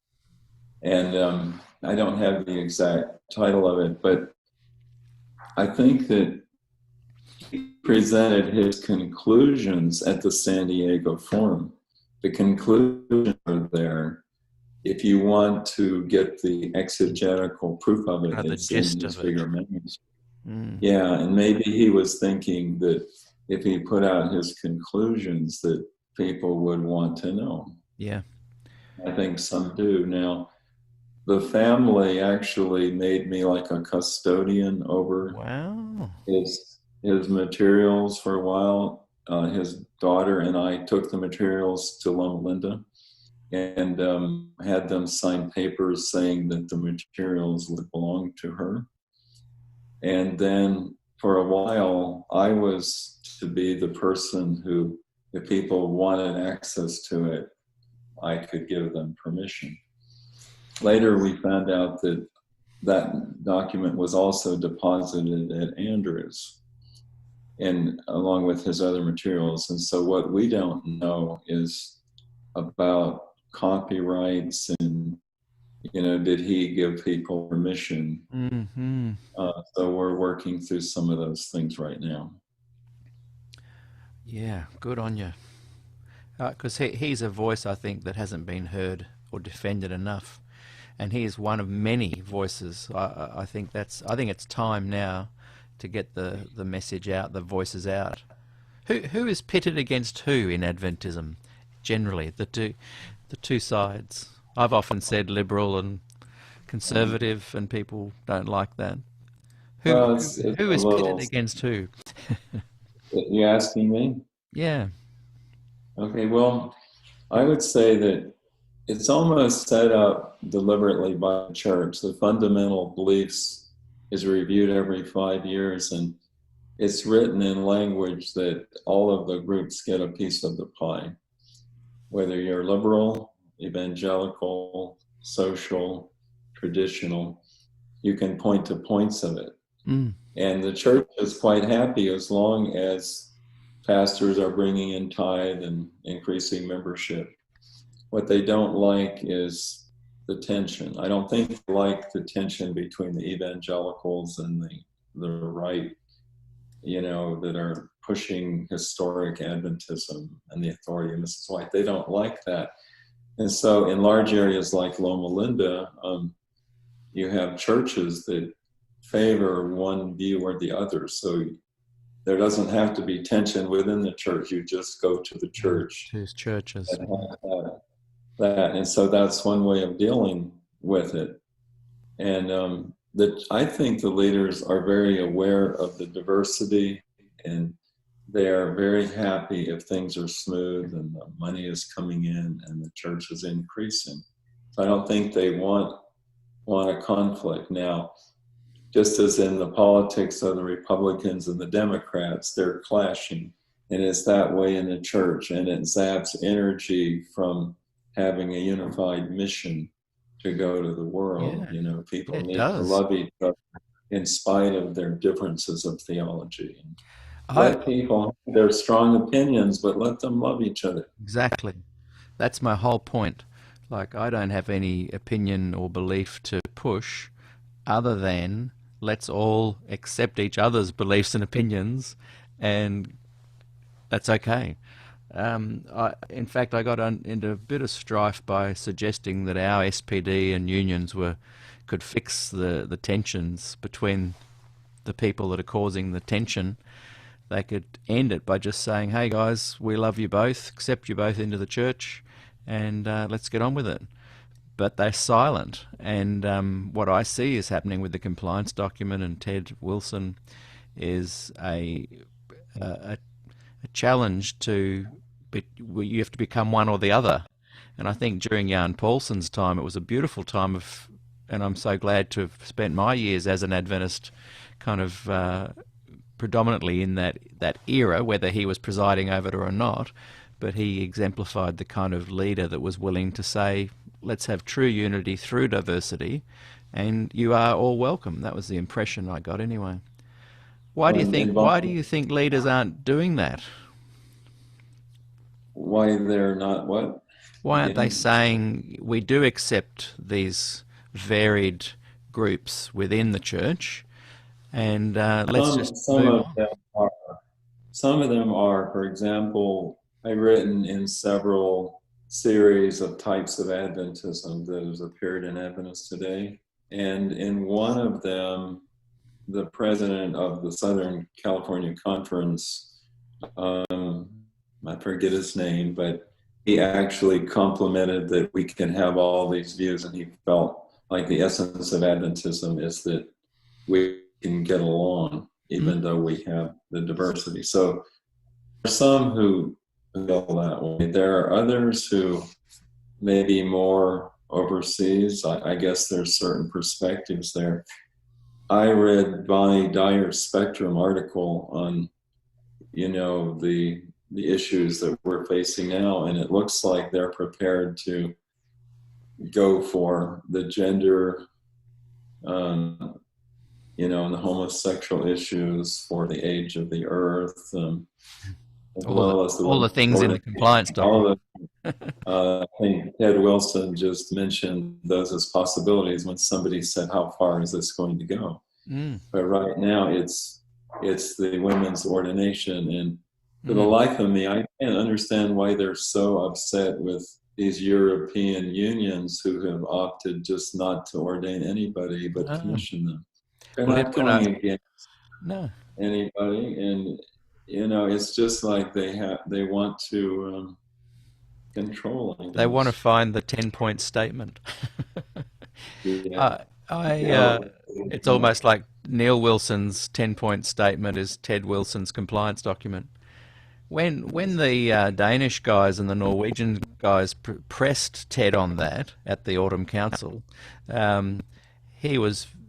They were saying it's not in policy that we have to ordain, so we can just commission both if we choose. And Ted was, well, that's not the intention of the policy, whether it says it or not. And I thought, there's kind of a reason people have the policy, so that you can abide by it as an They were institution. criticizing me. Yeah, one of Wilson's response, well, you're not ordaining people. You're not ordaining people, and that's the reason why you're not in compliance. I Yeah, think that's a silly answer myself. I know. By the way, I was the one who made the motion in Southeastern California Conference at a constituency that we treat men and women alike. Yeah, And I was part of the Gender Inclusiveness Commission. I was for nearly a decade, and we were surprised it passed. But our conference decided to go with ordaining and commissioning. Personally, I didn't like that solution, but that's what we decided to do. yeah, okay.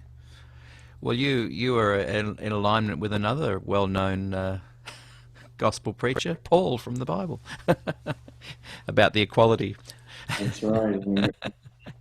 Remember, Kendra asked this about Paul's negative view of women, maybe Yes. some of the Timothy and Corinthians, but Des gave a terse answer that just look at Romans 16. If Yeah. Paul could have a woman, Junia, as an apostle, Yes. then how can you say he's against women? Yeah. I loved her Very good. answer where she said, I wish you'd been there in my seminary or something at That's the right. time. Yeah, that's a good answer. In fact, in that series of in that panel discussion that we're talking about just there, he says some really great short answers. Plonk, plonk, He's plonk. good at that, isn't he? He's good at that. Yeah, That's amazing. yeah. Hey, I'll get back to some of these things that Jill was saying. Des wrote his response to what Cottrell said in his book, In the Heart of Daniel. That's right. Good for people to look up with. Lance, who was on our committee of SDAQ&A, can we chase the Ford Martin Riverside meeting video? So someone might be able to help us with that, or you might be able to help us with that. I don't know if we have a video of that, but I have a transcript. Okay. In fact, I have it right beside me of both meetings. Wow. Well, is Now, that possible online in a digital The form? pastor, I thought it was at the library at Loma Linda, but I'm not sure about that. But I have a copy of it. I typed it out on my old Apple 64K, and it's an accurate word for word description. The first meeting, I think we actually did make available to pastors who requested it for a fee and sent the transcript out. The other meeting, which was with the scholars, there was some question of whether, because they were allowed to speak freely, if we could quote them without their permission. So the meetings were both recorded. I think there was a video, but I haven't found the video. I do have. Yeah, well, if that's possible to locate, and if Do a you, PDF of it. yeah, are the transcripts you have near you right there now, are they available on digital form? Not yet.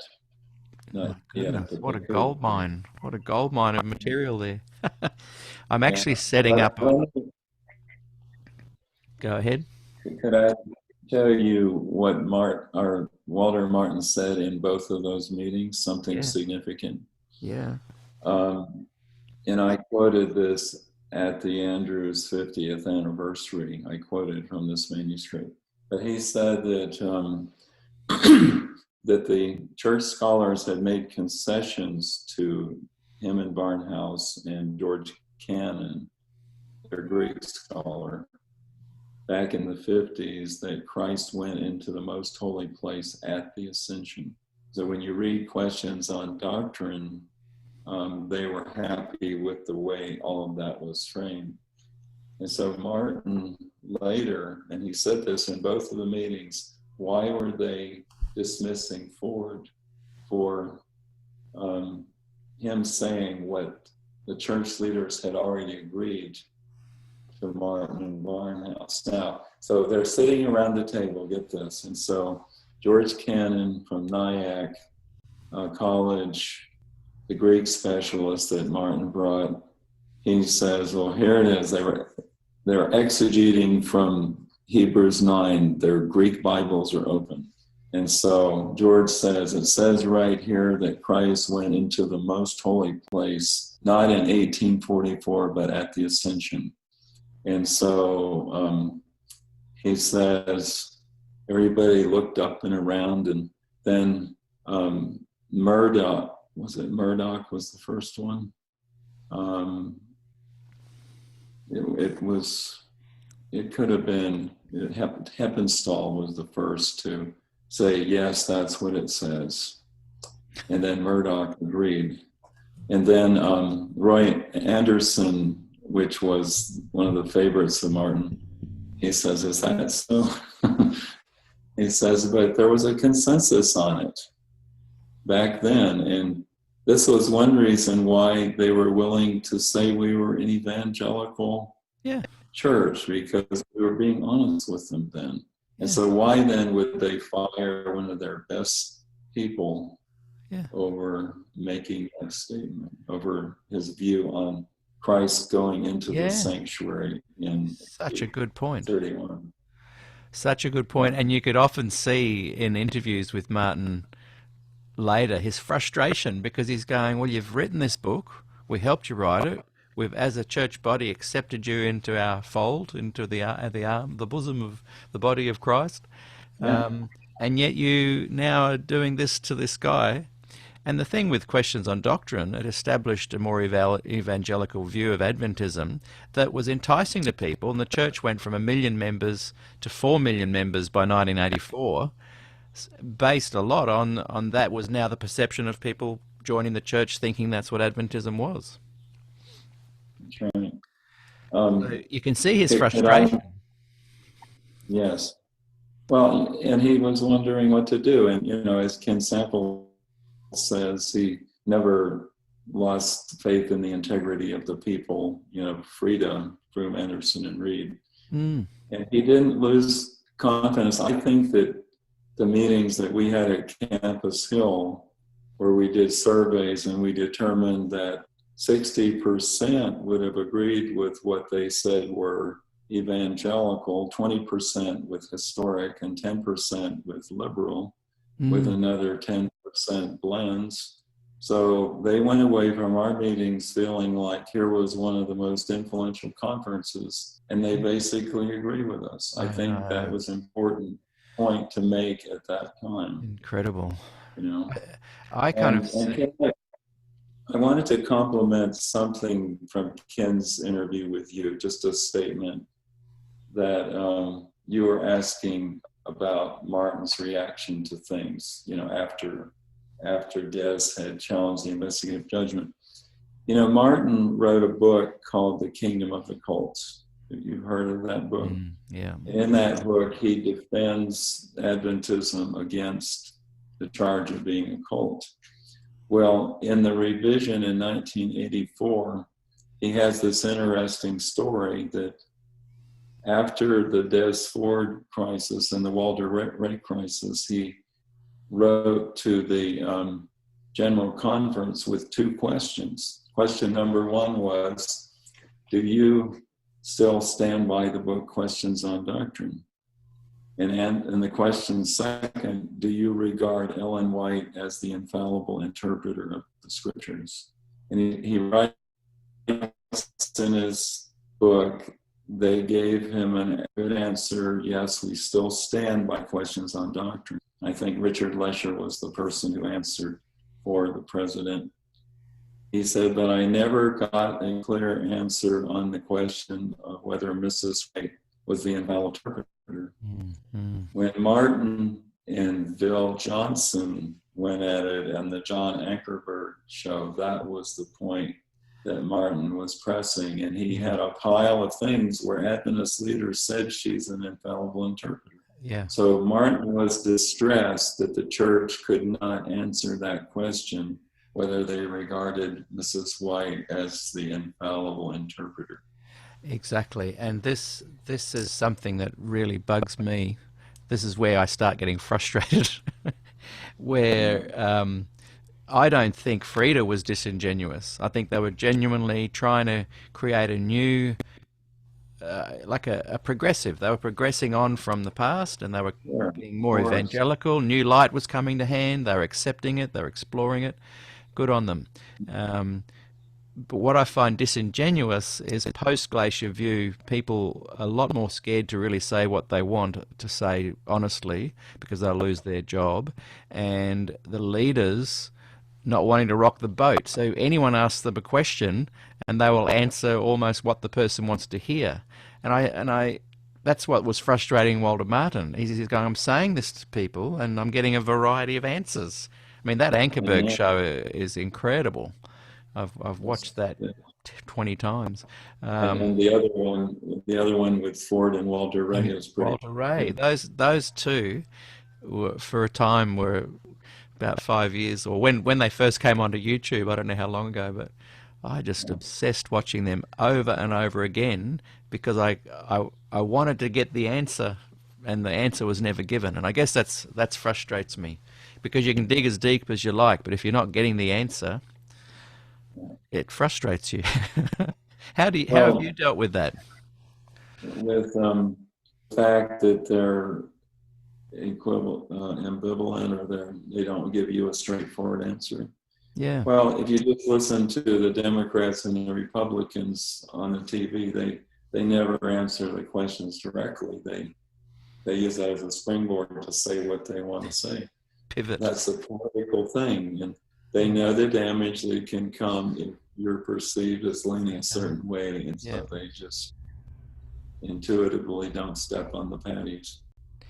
And that's why I value the contribution of Questions on Doctrine and Frida, whether I agree with the content or not. I appreciate that they were being asked questions and they weren't being political about it. They were trying to present with integrity. Now, they may have been a little bit political in keeping Andreessen out of it. What are your thoughts on that? Well, Andreessen wasn't really treated fairly.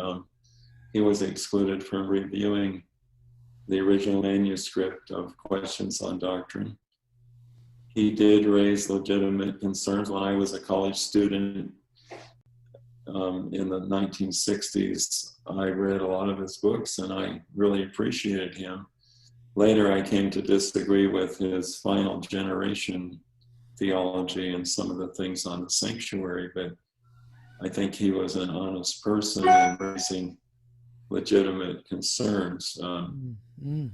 Even though I disagree completely with him, I still respect him. I do so many people. I agree with you 100% on that.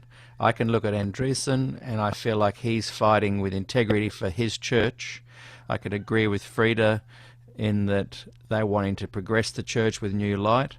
I can even see Ted Wilson as being someone that is being open about what he wants, and I like that kind of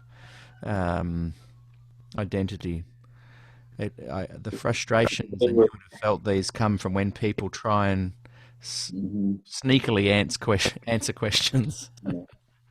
Yeah, there's something else about me I should say, lest I give a wrong impression. And that is, when I discovered the gospel in the 1960s through Romans and Galatians, I became a passionate advocate for evangelical Adventism, as I think Des was.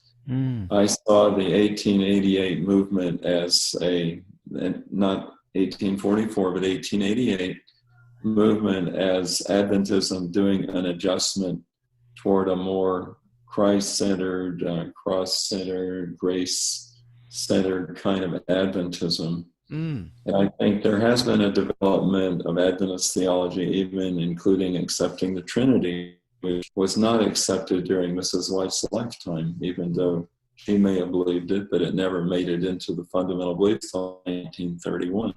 Wow. So I think there has been a progression of thinking, which is a good thing. There's an evolution of thought. Mm. And if our scholars could just trust each other and sit down, what does the Bible really say? And wouldn't that be better than just forming these cliques and hammering each other? Yeah. And I agree, 100%. And I guess I'm casting the responsibility at leadership. I think they're saying too little, too late. The ones that are wanting to see the kind of unity you're speaking of. You would think I was narrow, perhaps, by saying this, that I'm convinced that if there is a hope for Adventism, it has to become something like an evangelical Adventism. And in my paper at Andrews in 2007, it was entitled Evangelical Adventism, Question on Doctrine's Legacy. I think we are moving toward evangelical, not in the terrible sense of the ultra-right wing politically, but in the sense of a Bible-based, grace-oriented, gospel-based Adventism. And when that happens, I think then the latter rain can be poured out and we might see what we've always hoped would happen. So I do, while I'm very tolerant of others, even those I disagree with, I still have a passionate desire to present what Scripture says about the gospel and things like that, but I'm allowing people to disagree with me and just allow the evidence to fall where it should. That's great. I like that. I'll continue on with a couple of now. There's a few people saying it's dropped out a couple of times. I've learnt from experience that because so many people around the world are using up bandwidth on Zoom and internet, that it's nothing to do with you or my connection, and the recording on playback will be 100% fine. So if people drop out, just join back in. You'll be able to watch back anything you missed later on. So another couple of comments from Jill. Yes, Des was worried about what Cottrell said in Daniel 9:24-27, and so he wrote what he considered his most important book in the heart of Daniel. Mm-hmm. So maybe that was a bit of an answer to Cottrell, where they may have disagreed on some things there. I don't know that he mentions Cottrell in the book. I could be wrong, but I think he was combating what he knew Cottrell's position was. Yes. And she also writes, Robert Falkenberg tried to remove the credentials of membership, not sure of which, she says, of Cottrell and Hamill, over the sanctuary and a long creation. Is that true? I'm not sure if she's making a statement or... Well, I know that a question. Both of them held a symposium at the Loma Linda University Church where they were presenting evidence for the longer creation. And there were some tensions at that time. I remember it, where Washington was objecting even to those presentations. I had not heard of any attempts to remove their membership, though. Okay, right. She probably knows something I don't know. Yeah, maybe Jill can just add to that, whether she was asking a question or making a statement. Now, give me a second here.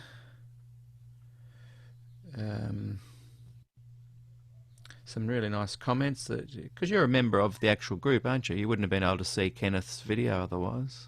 Well, I joined you yesterday, and I've only known I was going to speak a few days. I like spontaneity. But the thing is, I had to figure out the technology, and I must admit I'm technologically challenged. Once you've worked it out, you'll have a lot of fun. Yeah, I'm getting on. It helps that you're stating clearly that Des was fired, simply and factually.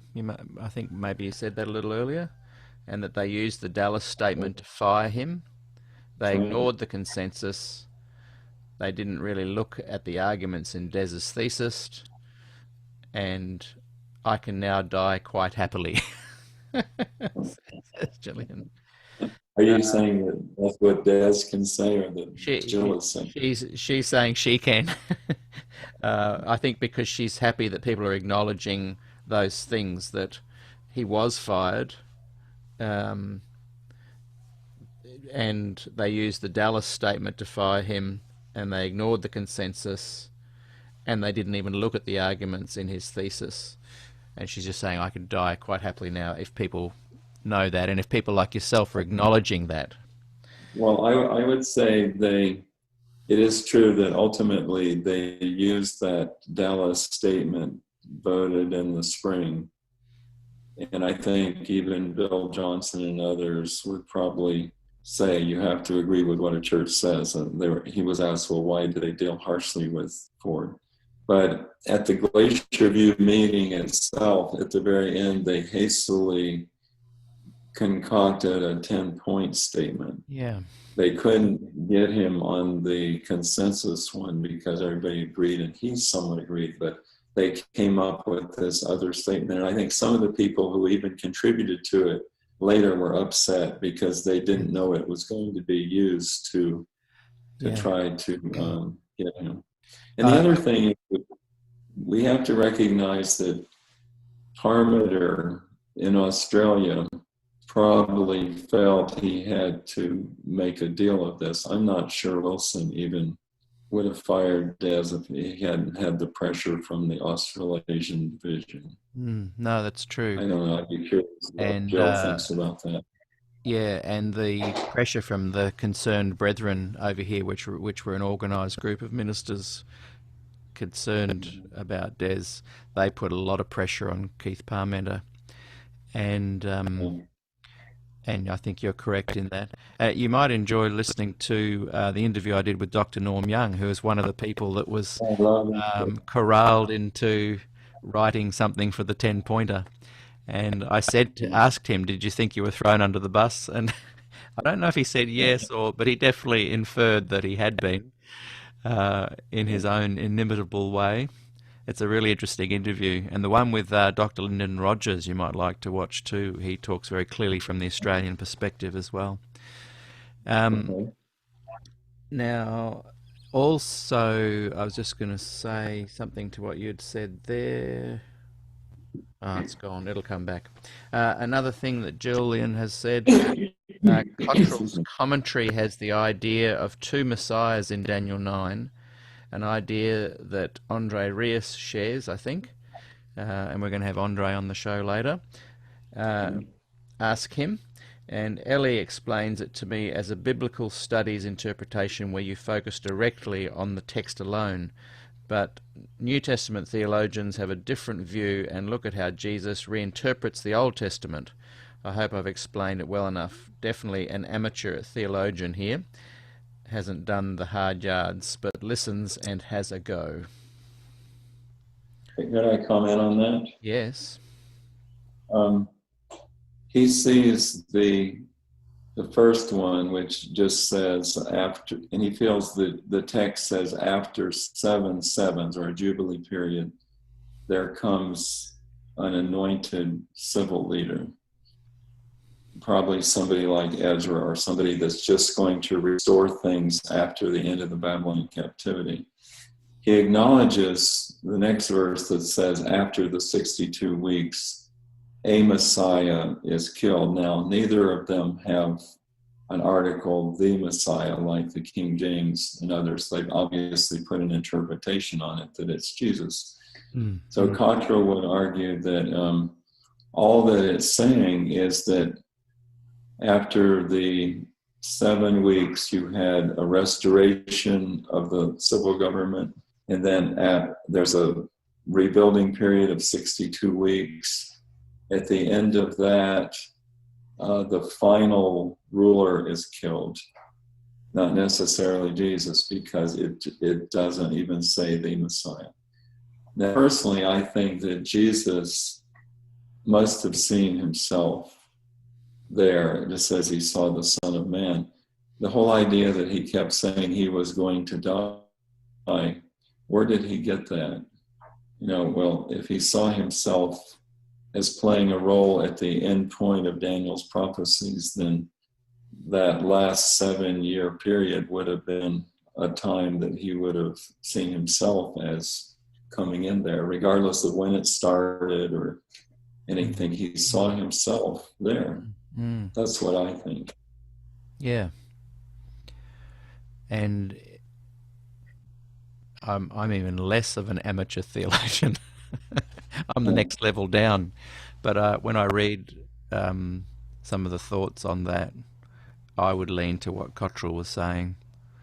And I actually lean a bit to what Fritz Guy was saying and to some of the things you've said. But that doesn't mean I don't disagree with Des on what I think are the key things, as I've said, assurance of salvation.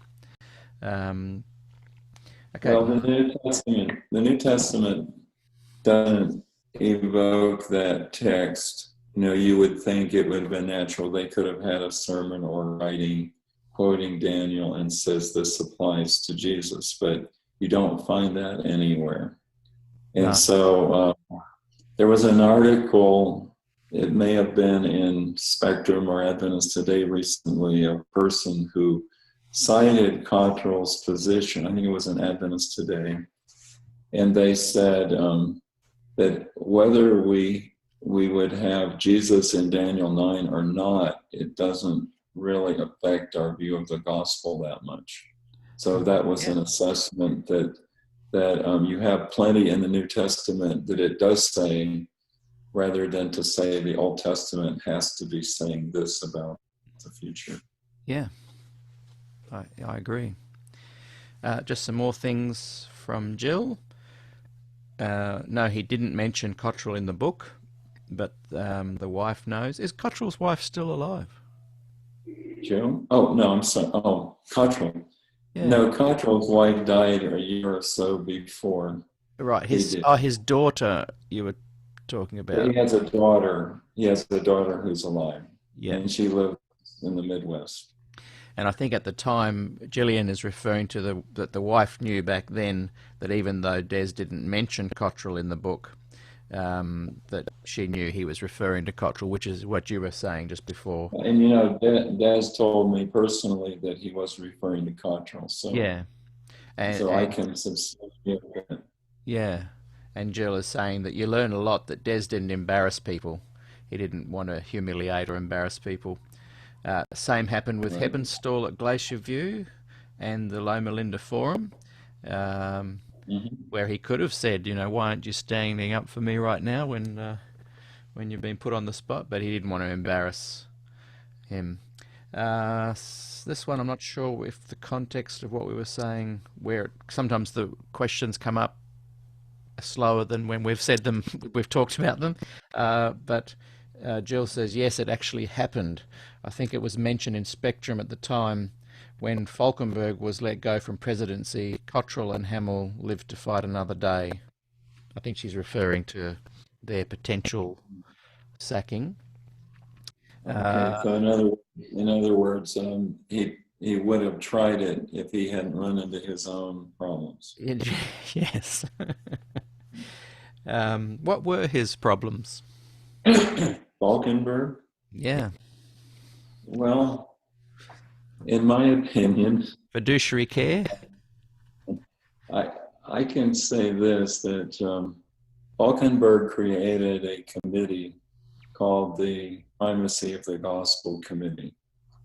And he invited a lot of people to come to hammer out the gospel issues because they were being raised. But it became evident at some point that he was packing the committee with the 1888 study committee group, and that he himself was an advocate of Jack Sequeira's theology, and there was an attempt to impose that on the church, which was not done. because not everybody agreed with it. So it was a type of evangelical Adventism that Jack Sequeira has, but it's more, it has a lot of similarities to traditional, including that Christ took a sinful nature and so forth. So Falkenberg, his problem in regard to the gospel issues was, I think he tried to impose a certain theology on the church, but he also ran into some investments and use of money. And as I recall, some people have written it up about what exactly happened. Was he stood down, or did he resign? Or did he I don't know. I don't recall that. I wasn't that interested in it at that time. But he was. Sorry. He was the president in charge at the time that I think we didn't move forward on the book. Ken Samples and I did not move forward on our book. Yeah, and when I was talking to Martin Weber yesterday, he didn't move forward on having the additional chapter with Des doing his presentation of the gospel because you know the story behind that, and I talked with Weber too about that. No, well, I'll give you my version so you can check it with his. My version is that Des was promised to be one of the 5. However, one of the people said, "I will not allow mine to be used unless Des is excluded." Wow. And so he went along with it. That might have been But it was motive. Yeah, but the thing is about Weber is he wrote the book that at one time he sort of agreed with Ford, then didn't he disagree with him? Or I think he was taken back at first, leaning more toward Ford, but then at a certain point he moved away from Ford. Yeah, I'm not sure about that. I think only in the context, and I might be wrong, I didn't get that from the interview, but in my mind, only in a sense of the side dishes, not the main dish, maybe. He's going to come back on again for some interviews down the track, so I'll remember that one and just dig a bit deeper on that. But yeah, nevertheless, Falkenberg came in and shut it down. And Martin was saying that he did run it past Des because he had been promised the spot. And Des was very gracious about it and said that he was fine to back out. But what Martin has done, which is fantastic, is he's sent me the actual chapter that's never seen the light of day, and we're going to make it available in our Inside Scoop subscribers group. So that's going to hopefully go up by the weekend, actually. So those that are watching and you'd like to join that subscription group, let me know, because I think that's going to be an amazing document. Sorry, what was that? I say I would be interested, so just let me know. Yeah. Now, Gillian confirmed just there, when she was talking about the wife, she was meaning her, as in herself. Yes, Gillian. I had to do a double take on it. Yeah. When she says, but the wife knows, she meant as in she knew what was going on. Thanks for clarifying that, Gillian. Now, Jill says, Keith Parmenter went to Glacier View to deal with Des that week. We were told that by the GC men at Glacier View, and in 1983, in front of witnesses, we have evidence that the concerned brethren had something on KP which guaranteed the outcome. However, Neil Wilson did the execution, and I'll make that clear through the documents, I guess, when I interview her. But it really helps me to know that others see what I see so clearly.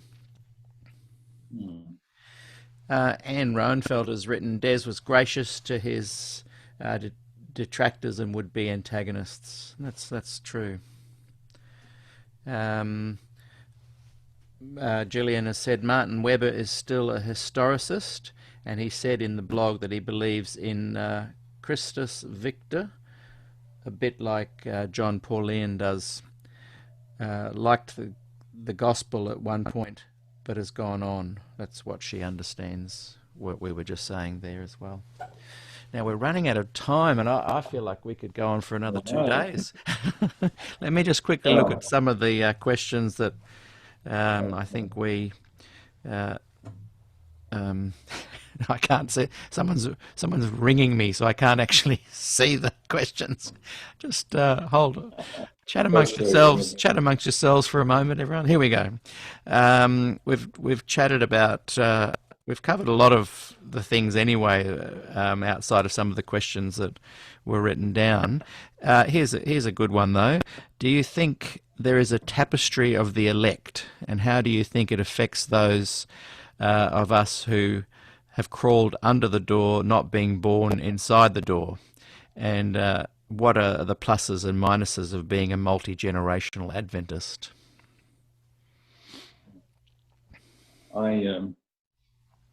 I pondered that question. I'd seen it before and was wanting to make sure I understood what it meant. I think it's getting at the idea of our doctrine of the remnant, number one, and that when you have a multi-generational situation, people have learned the foibles of the church over time. The evangelists and the Bible studies bring in with a stark contrast between true error, between the Sabbath and Sunday, the state of the dead, and these things. And so they come in and everybody has a halo around their head. But once you've been in a while, you see that there are some horns and not halos. And so if you are in a system and you realize that something's wrong, you have a choice. What do I do? Do I drop out? Do I go on a crusade to expose it? Or do I try to fix it? So it depends on what kind of mentality you have, whether you'll be positive and actually try to make it what it should be, if you really do believe it's a God-ordained movement. But there's a certain danger of just coming in, through evangelism or whatever. I brought people in that were very thoughtful, and they go online and they run into Dale Ratzlaff and all kinds of stuff, and then they see the bickering within the church, and they don't stay very long. Seems like we have a revolving door. We're always bringing people in, but then a lot of them are always leaving too. But we hope that the net will be a positive. Because there's nearly a 50% apostasy rate, isn't there? And that's only the official one. It wouldn't surprise me. I don't know if it can, what it is across the board. Probably it differs in different locations. But when you think about Adventism, what do you have? You've got a system where you're the remnant, you're the good guys, they're the bad guys. And so you isolate from others. You have your own education system. You educate your young people to be doctors and nurses, and you have all these wonderful institutions where you send them out as missionaries. And they're so busy that they really don't have time to figure out what's wrong with it. And at a certain point, it's almost like a cult, where else do you go? And so you have these social Adventists or cultural Adventists who aren't really into the doctrines of Adventism, but they like the society and they like the employment. But it's a weak situation for bringing people in because there's not the dynamic fervor and love that a church needs to expand. Now, when I started the ministry and I ran across that remnant church idea, I've always explained it in this way. The remnant is not the remnant in the sense that these are saved and the non-remnant are lost. It's merely a special message, to bring people to God. So the thing that's special is the message.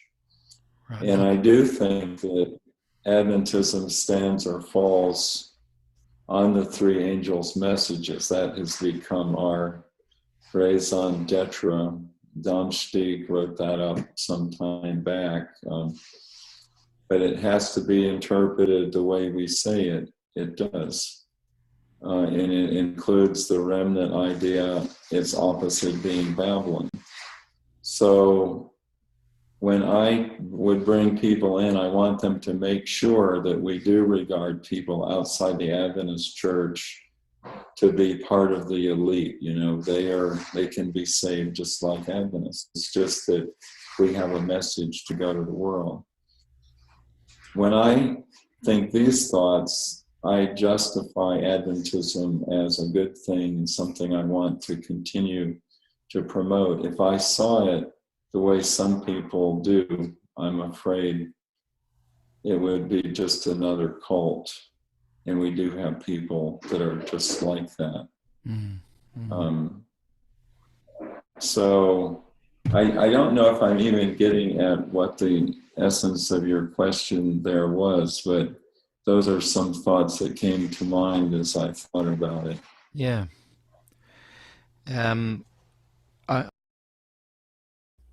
And just a quick reminder that today's program is sponsored by Gillian Ford, and particularly promoting her latest book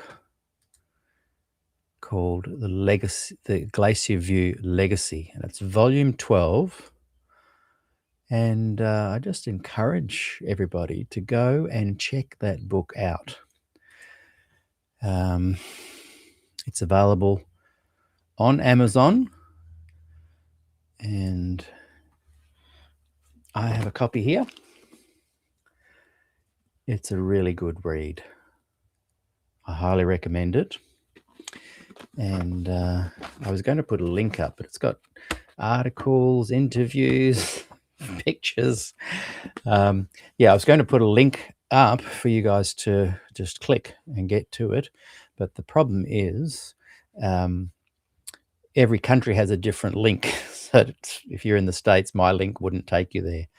So I just encourage you to go and check out the Glacier View Legacy, Volume 12. The whole series is incredible. Gillian Ford has done an amazing job in getting a lot of documents and information that otherwise would have remained hidden in the Adventist Heritage Center or Ellen White Center or whatever it is. So this is a lot of information that you can access and really get to understand what the whole Glacier View, Des Ford thing was all about. And here we are 46 years later with the church still not being willing to look more deeply at this episode that Bill Johnson said was as important to the Adventist church as 1888. And those in the know what I'm talking about. So, I'm really enjoying this interview today with Pastor Larry Christoffel, and we'll get back to the show. I'm keen to just, I meant to talk more about it earlier and I got sidetracked. The actual Glacier View tapes, so the Glacier View meetings were actually recorded, were they? Not just transcribed, they were actually recorded on audio tape. They are. And when I went to Washington for 3 weeks and had access to them, I was not allowed to make photocopies or audio recordings, but in high school I took great shorthand. But you did get to listen to the tapes. I listened to them, and because I know shorthand, like Ray Cottrell did. Yeah. By the way, I also he gives notes in great shorthand. He gave me a copy of his Glacier View notes, which I transcribed. Right. And he did a good job of the shorthand. But so as much as I was able to do in 3 weeks, I made almost word for word copies of what went on at Glacier View. So two things come to mind there. How can we get a copy of those transcriptions? And do you think the church will ever release the actual tapes?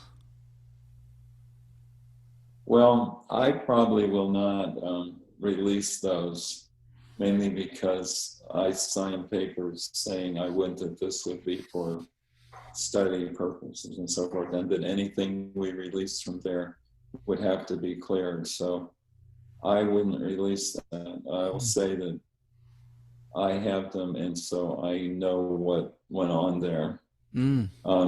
At some point, maybe the General Conference will release it, just as they did the 1919 Bible Conference. Yeah. I hope it doesn't take that long.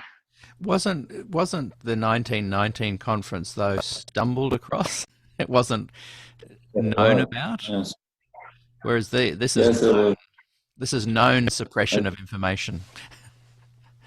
Well, it said that someone by the name of Yost found a paper bag in a vault around 1974, and lo and behold was the notes from those meetings. And now they're pretty well known what was said, and it's like the leaders suppressed their thoughts, and we gravitated more toward a right-wing kind of Adventism as a result.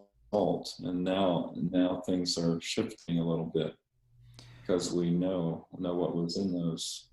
I think we're going to have to get you back for a podcast on just that topic. But can you give us, like in a 5-minute summary, some of your thoughts that you take away from having read those documents and listened to those documents? Yes, and it's been a long time since I actually have got them out and looked at them, because seems like it was 2004 or 5 when I went there to the GC. I was amazed that Des was not really allowed to speak, and I guess everybody else was speaking, and I didn't think they were really giving a good answer to him. I felt Heppenstall was the reason why they really moved forward with a negative view, because Heppenstall got a little antsy there over the 1260 days, almost like, Des, you do believe that, don't you? And Des's position was, with the epitalismatic principle, was that these prophecies of Daniel had a multiple fulfillment, one being inaugurally at the first coming of Jesus, and then consummatively in events around the second coming. And then, the apotalismatic principle was his solution to the problem. And I'm not sure that that's a good solution myself. Yes, I do feel that people in different eras will interpret the prophecies differently. But I do think you should try to find out exegetically, like Cottrell did, what the original meaning was, and then acknowledge the difference between here's an interpretation and here's exegetically what it meant. I think that's legitimate distinction. But in terms of all of the individual discussions at Glacier View, I would have to go back, review that. I probably shouldn't comment on details of it right now. Maybe another time when I'd love to get you back. we can do one just on that. Would be fantastic. Where are we? Michael Campbell has just written a little bit of information I'll just read out. And Michael, I know in a few interviews ago, I actually said to you, Michael, I want you on the program to do a talk about questions on doctrine and your insights that you have. And I don't think I've gotten back to you yet, but thank you for writing to me, and I do apologize for being slow. This kind of project has exploded, and my inbox every day is just full with emails and messages, and sometimes I just am not getting back to people quick enough, and I apologize for that. But Michael has written, Larry was fortunate being able to listen to the tapes. I was there at the GC archives at the same time doing some research. Later, when I had a doctoral student who wanted to write about Glacier View, I was told that they were restricted for another generation. But recently he's heard, and he understands this to be the case from David Trim, that they are now available for researchers. I'm not sure if that's true or if you can comment on that. Do I count as a researcher? I haven't heard that. Do I count as a researcher? Here's the thing. It's just like Cottrell's material. And, we deposited boxes of that. Michael and I were actually cataloging Cottrell's materials there in Loma Linda. And then he took a different position. And so our project came to a halt. Right. But it seems now that there's a tightening down as to who can get access to documents. I'm assuming it's true across the denomination, but I know it's true in Loma Linda. It used to be I could go in there and get things, but now it's much more difficult. Okay, it's time for scholars and academics to sneakily release to SDAQ&A WikiLeaks. Well, that's what happened, with different documents. I could comment on some, but we know that happens. A person has it in their possession and they just release it, and that's the cat's out thing. Yeah. Hey, I just got another question to ask along these lines. The first meeting at Glacier View was taken by Neil Wilson. What's your understanding as to what he said? Was he kind of trying to make it clear his position that he wanted to judge Des on the Dallas statement and that people had to vote by the end of the week? Do you recall in your research what he said that in that first meeting? I do not. I don't remember the details, but I had the impression that he was always pushing for some kind of a decision. What's not clear in my mind is I've heard some say that he really wanted to save Des and would have had it not been for the Australasian concern. So in my mind, there's a tension, which is correct. It looks to me like he was pushing. I think he may have been a friend of Des.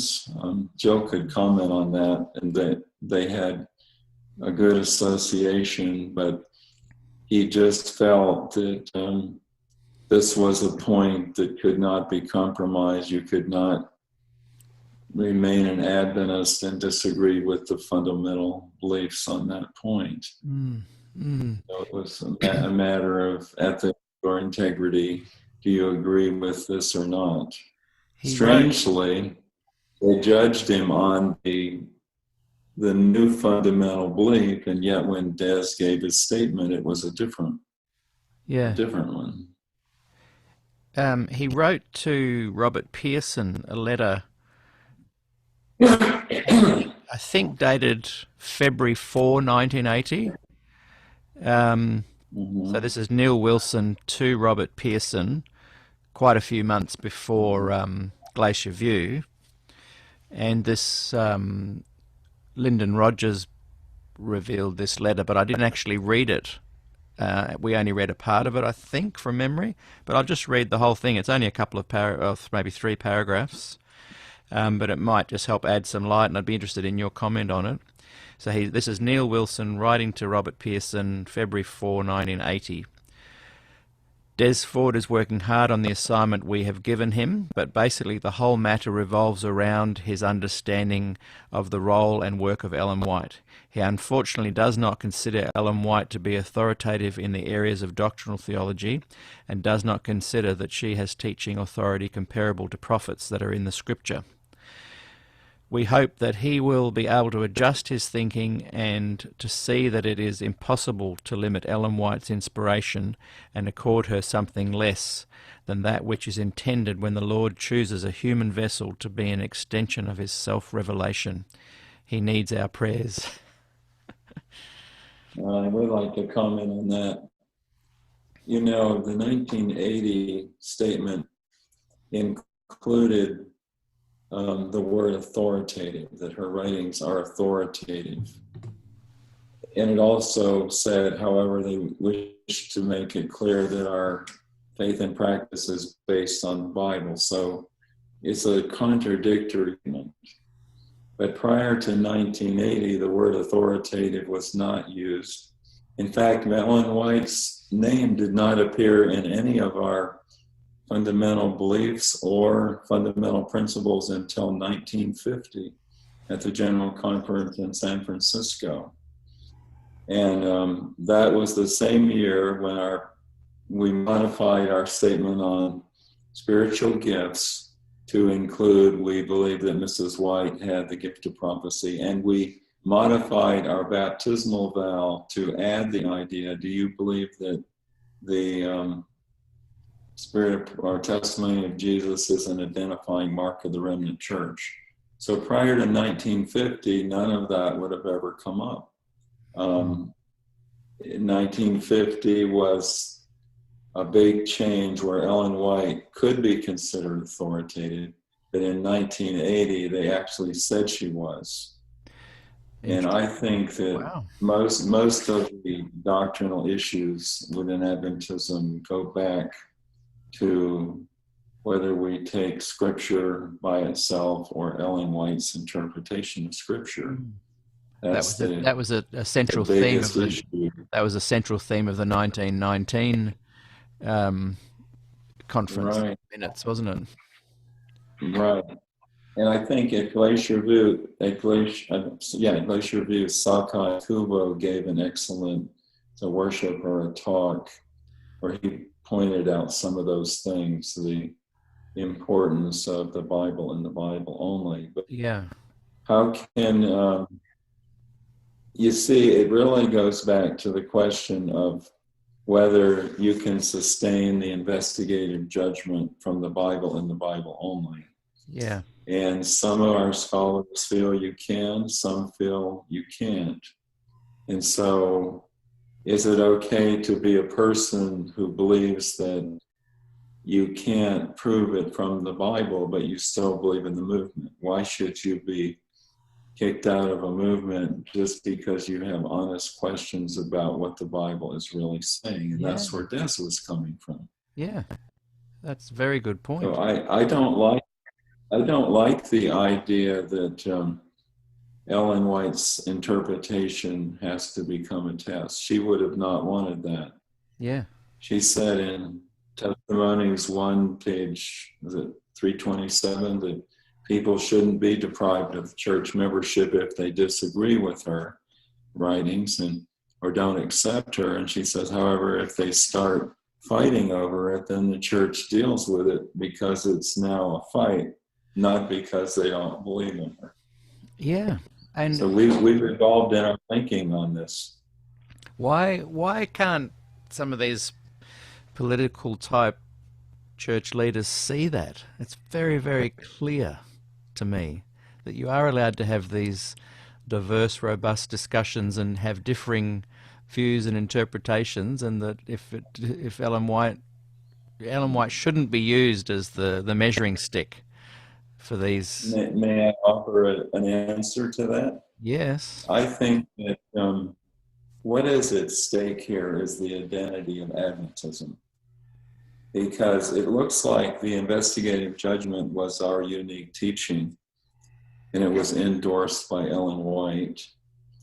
And so if you question that, what would we have as a reason for being? And then if you questioned it, that would be challenging Ellen White's authority, which has influence over many of our doctrines, not just the investigative judgment doctrine. And I'll give an example. When I was a young pastor, 1974, we go through a 4-year period to see if they're going to ordain us. Well, in my 4th year near Columbus, Ohio, I studied with Jehovah's Witnesses for 1.5 years and leaders in that local church, and they convinced me that the Bible teaches not teetotal abstinence, but it teaches moderation.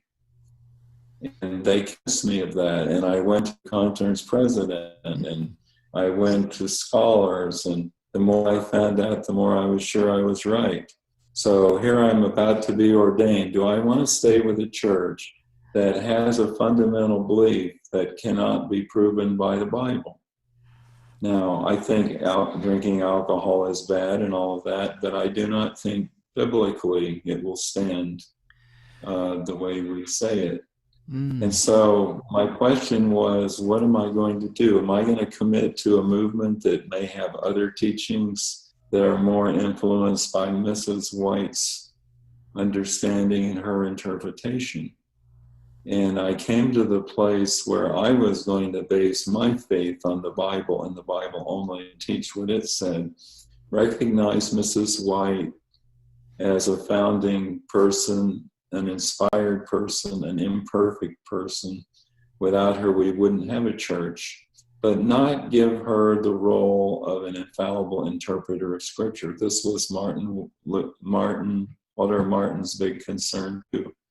And I think a lot of our issues come back to that.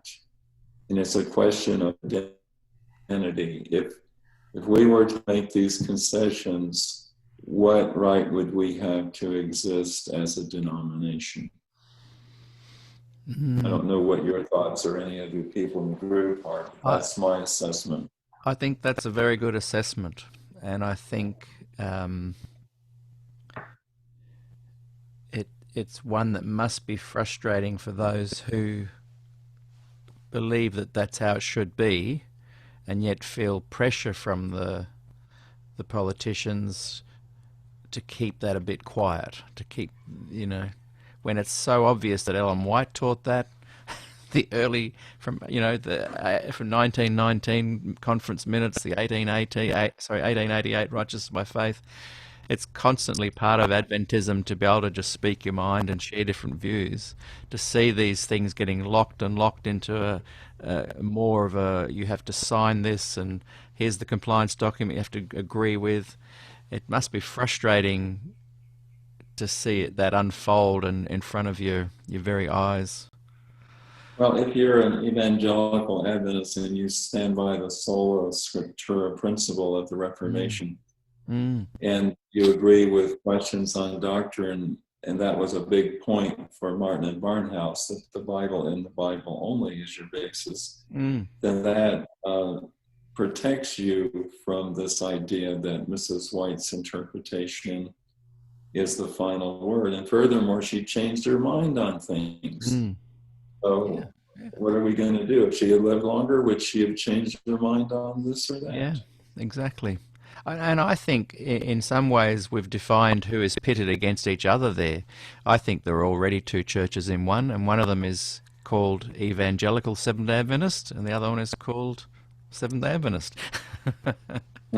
and the Seventh-day Adventists with their fundamental beliefs. Now, in one of the series that I participated in, you had Kenneth Wood, who wrote the article on mainstream Adventists.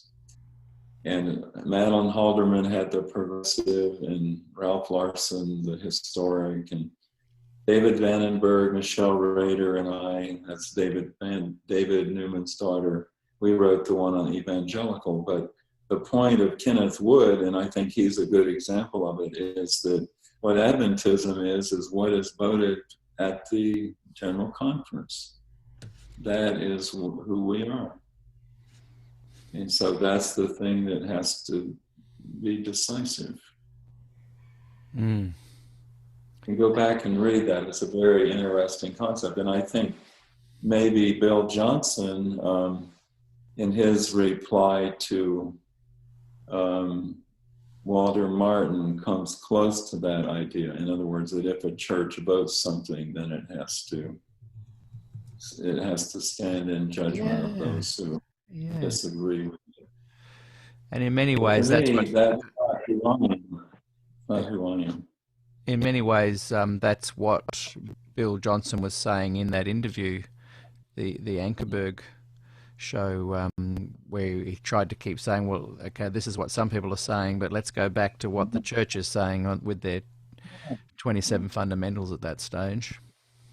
Yeah, and it's not, to me, a satisfying answer. No. I don't think it was to Martin either. I'm glad you said that. Yeah, I'm glad you said that. Can you unpack a little bit more on what you think about that? Why it's not a satisfactory answer? Because you look at the early Adventists, they were Arian, they were legalist, they had all kinds of problems. And so in their day, that's what you would have had to believe to be an Adventist. So now as we've moved along and we see it differently, why should we say that our position is locked in such a way to bind the conscience of people who can look at evidence under the aegis of the Holy Spirit and decide for themselves? I like a church where we have total freedom of people to read the Bible, and I see the fundamental beliefs as a consensus statement, but it does not bind my conscience, and it is not a creed. Amen. Well, when you and Milton Hook and John Rosier start the church, the new denomination, Evangelical Seventh-day Adventist, I might join again. Well, we have to pick a different name because evangelical is so fraught with political connotations. I know. When I actually we were considering. Sorry, go ahead. I say when we sent out our proposal for Evangelical Adventists to form an organization, David Vandenberg and I, one of the critiques was, we like all of your ideas, but we don't like the word evangelical. And so call it gospel Adventist, call it something else, but evangelical is too weighted. And then we said, well, we're just meaning it in the Reformation sense. But Yeah. I guess we have to be sensitive to people regard wording. I know exactly what you mean. I bought the .coms of every version of Evangelical Seventh-day Adventist a few years ago, and I think I've let them lapse now. I better check. Someone's going to be doing it right now, buying it if I've let it lapse. But when I started a group that we called Evangelical Adventist with the idea of looking at what would an evangelical church look like. Sounds like you were already doing that. That was the big thing. You know why we didn't do it? We sent out the documents and we got responses. The reason, in my opinion, we didn't move forward with it, there was too much diversity among the ones who said they were evangelical Adventists, and we couldn't agree on what it really meant. Well, that's where I was going. I had a lot of pushback on that word evangelical as well. So I don't think that's going to happen. But who knows what's going to happen down the track? The Norwegian Union might set sail in their Viking ship and take off on their own new thing. Yeah, it's very interesting. And so what's going to happen that we didn't have the General Conference? I haven't been following it, to tell you the truth. What's going on with the General Conference? You mean with Is the it just compliance document? postponed a year? Oh, yeah, I think it's just Well, it's postponed. postponed a year. But, I think it's been this postponed. complaint, yeah. I was really Well, hoping it's it was going to scary. happen this year. Well, they threw out all their scary stuff in the fall, I guess, and people were waiting to see what would happen. I know, that's what I was thinking. At least I can wait, I guess, till August, September 2020 to see what's happening, but now we're going to have to wait a bit longer. Have you seen Gary Patterson's, I think Adventist Today put out a little thing by Gary Patterson on the women's ordination issue, and thought very strongly of why we need to move in a certain direction. I have it here. I'm not going to dig it out now, but I can get you a copy of it. The reason I find it interesting is that I wrote a piece back in 1993 or 4 in Adventist Today where I argued that if we ordain women, we were not going against the General Conference. And I looked up all the policies and I gave my reasons for it. But I see in Patterson's present article, and he was asked to respond to me, so his article appeared next to mine in Adventist Today. And he was advocating caution then, that he didn't think it was a good idea. But what I find in the article that just came out recently is I think he's echoing some of the things I was saying back then as why we could go forward with it. Oh, well, I'd love to get I can hear on both he of those. was our president for a while, and I really like Gary. He's a wonderful Christian administrator. Yeah. Well, I nominate you as GC president for the Nouveau Adventist movement. Well, I'm not retired. I'm still working, and I pastor 3 churches in the high desert. We might have to wait a little while. And I don't know what effect this program is going to have on my future. I've passed through different trying times and things that I thought would be dangerous, but I don't think the church is really afraid of someone like me. No, and it shouldn't be afraid of the truth. It shouldn't be afraid of people's truth, and we might chat in a month's time and both have different conclusions drawn by different evidence presented. That's right. Well, I'm with you in that. Life is an ongoing and unfolding journey, You know what Ray Cottrell said to me when he was 80 years old? He was commenting, and he said, I've come to the conclusion there's 2 kinds of people in this world. He said, closed-minded and open-minded. And at first I thought... Sorry, say that again. Say that again. It cut out. He said, closed-minded and open-minded people. He says there's 2 kinds. And at first I thought, that's just a simplistic statement. But the more I've thought about it, I think he's absolutely right. There are people who are willing to listen to you and acknowledge your person and see it from your viewpoint. And there's others, their main thing is to change you and to force you and coerce you. Yeah. And it's their world of... Yeah. And they are the 2 peoples pitted against each other. Hey, Larry, I've had such a great conversation with you today. I really appreciate it. And I hope that you'll join in with conversations in the comments below, and that you'll stay in the group and have an explore of the interviews that are there. And I just appreciate your honesty. And I think well, I know for myself, I'm not making any claims that what I'm saying today is going to be right tomorrow. I just like the conversation, and I think it's an important conversation, and we just want to become better people and more informed and enjoy each other's company and finish off having a nice haystack and a cup of decaf coffee. I like being around people like you, and don't have to agree with me to be my friend. Amen. Couldn't have said it better. I want to thank you again for including me on this. It was a surprise, and we'll see how it all falls out, and I'll see what I can do to become more involved with your group. Oh, that'd be wonderful. Thank you very much.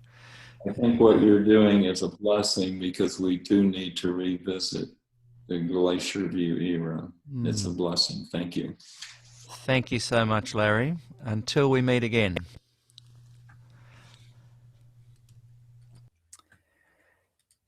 And yeah, I've got good memories about that conversation with Larry, and I hope he gets to watch that and to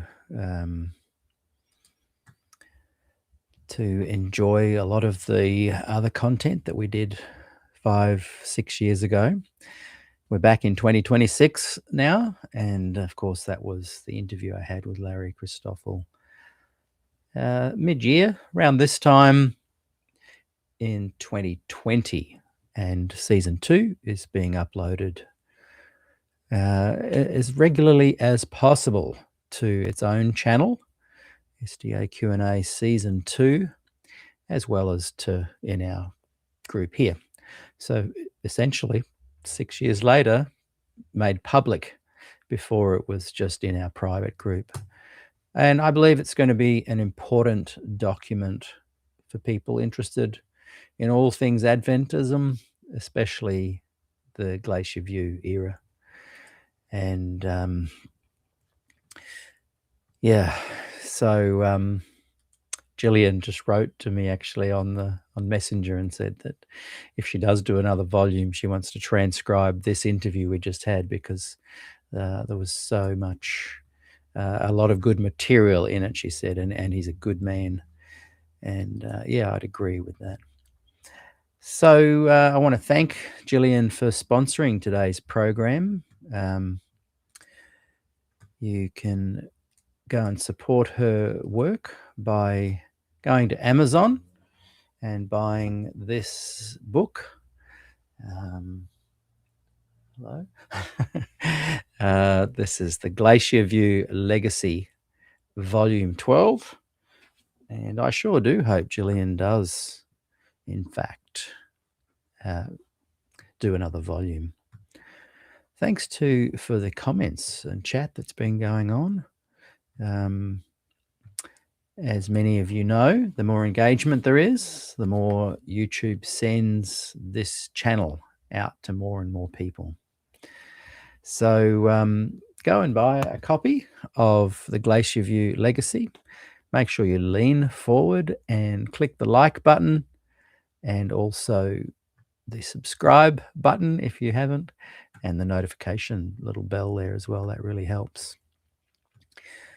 And yeah, thank you again, Gillian, for sponsoring today's program. If anyone else would like to sponsor not only season 2, but any episode coming up, if you see advertising for it and you think, hey, I'd like to sponsor that program, please let me know, and we can make that happen. There's many fantastic, interesting conversations we have each week, at least 2 a week. And for a nominal fee, you can add your link or book or anything you would like to promote. And I will certainly ensure that it gets 4 or 5 plugs in the one show. And, we get to share your link, book, work, whatever it is that you want to promote. And in doing so, you also help to keep this channel going. I recently let go of a big contract that I had, supplying 5 to 7 PA systems to a big festival here in Australia that had 5 to 6 shows a year. And yeah, I just felt it was time to let go of that. And so I will actually be focusing more on SDAQ&A, putting more time in, and relying a little bit more on donations, etc. So if you'd like to support the channel, as I said, it's as simple as just clicking like and subscribe. Or you can go to paypal.me/Peter Dixon Music and throw a couple of dollars into my guitar case. If you're enjoying the content, you might like to consider that anyway. So just looking at some of the comments here, I'm just going to bring up a couple just for 4 minutes. John Kalo writes, hello, the sanctuary doctrine has always been and is and will be heresy based on human pride. Malcolm writes, I don't know about Cottrell versus Des. Cottrell was more dangerous, but kept his mouth shut. Interesting. Malcolm also points out that the SDA forum at San Diego is also available on cassette tape. Is that the one with Cottrell? Is that the one you're referring to? He adds, that is so frustrating. This will be to something that was just towards the end of the conversation. Cottrell, or his daughter after his death, to my knowledge, never released that document. Attendees at the San Diego forum begged him repeatedly to release this. So when you say it is now available on tape, let me know. What was released, what wasn't released.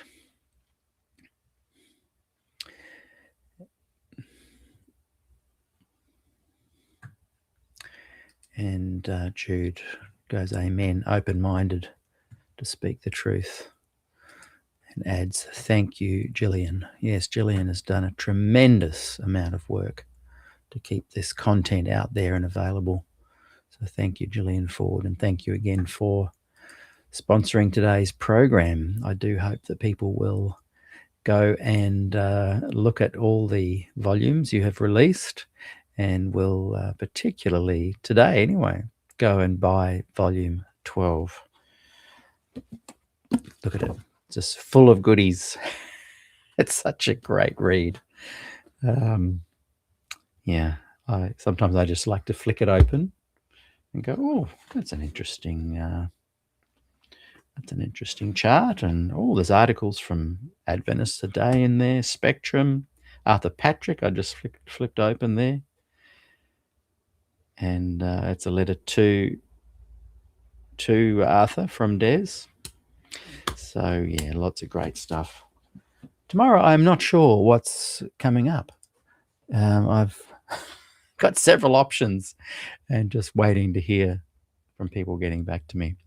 We had lined up a gentleman who is a Seventh-day Adventist and also a flat earth believer, believes in the flat earth theory. And but he is currently in Croatia, just on holidays, and it would be about 3:30 a.m. for him. But he's going to consider it. So who knows? Well, thank you for joining me today as we went back in time and listened to Season 2, Episode 40. I look forward to seeing you all tomorrow. Have a brilliant day, evening, whatever it is that you're doing, and catch up soon. See you later.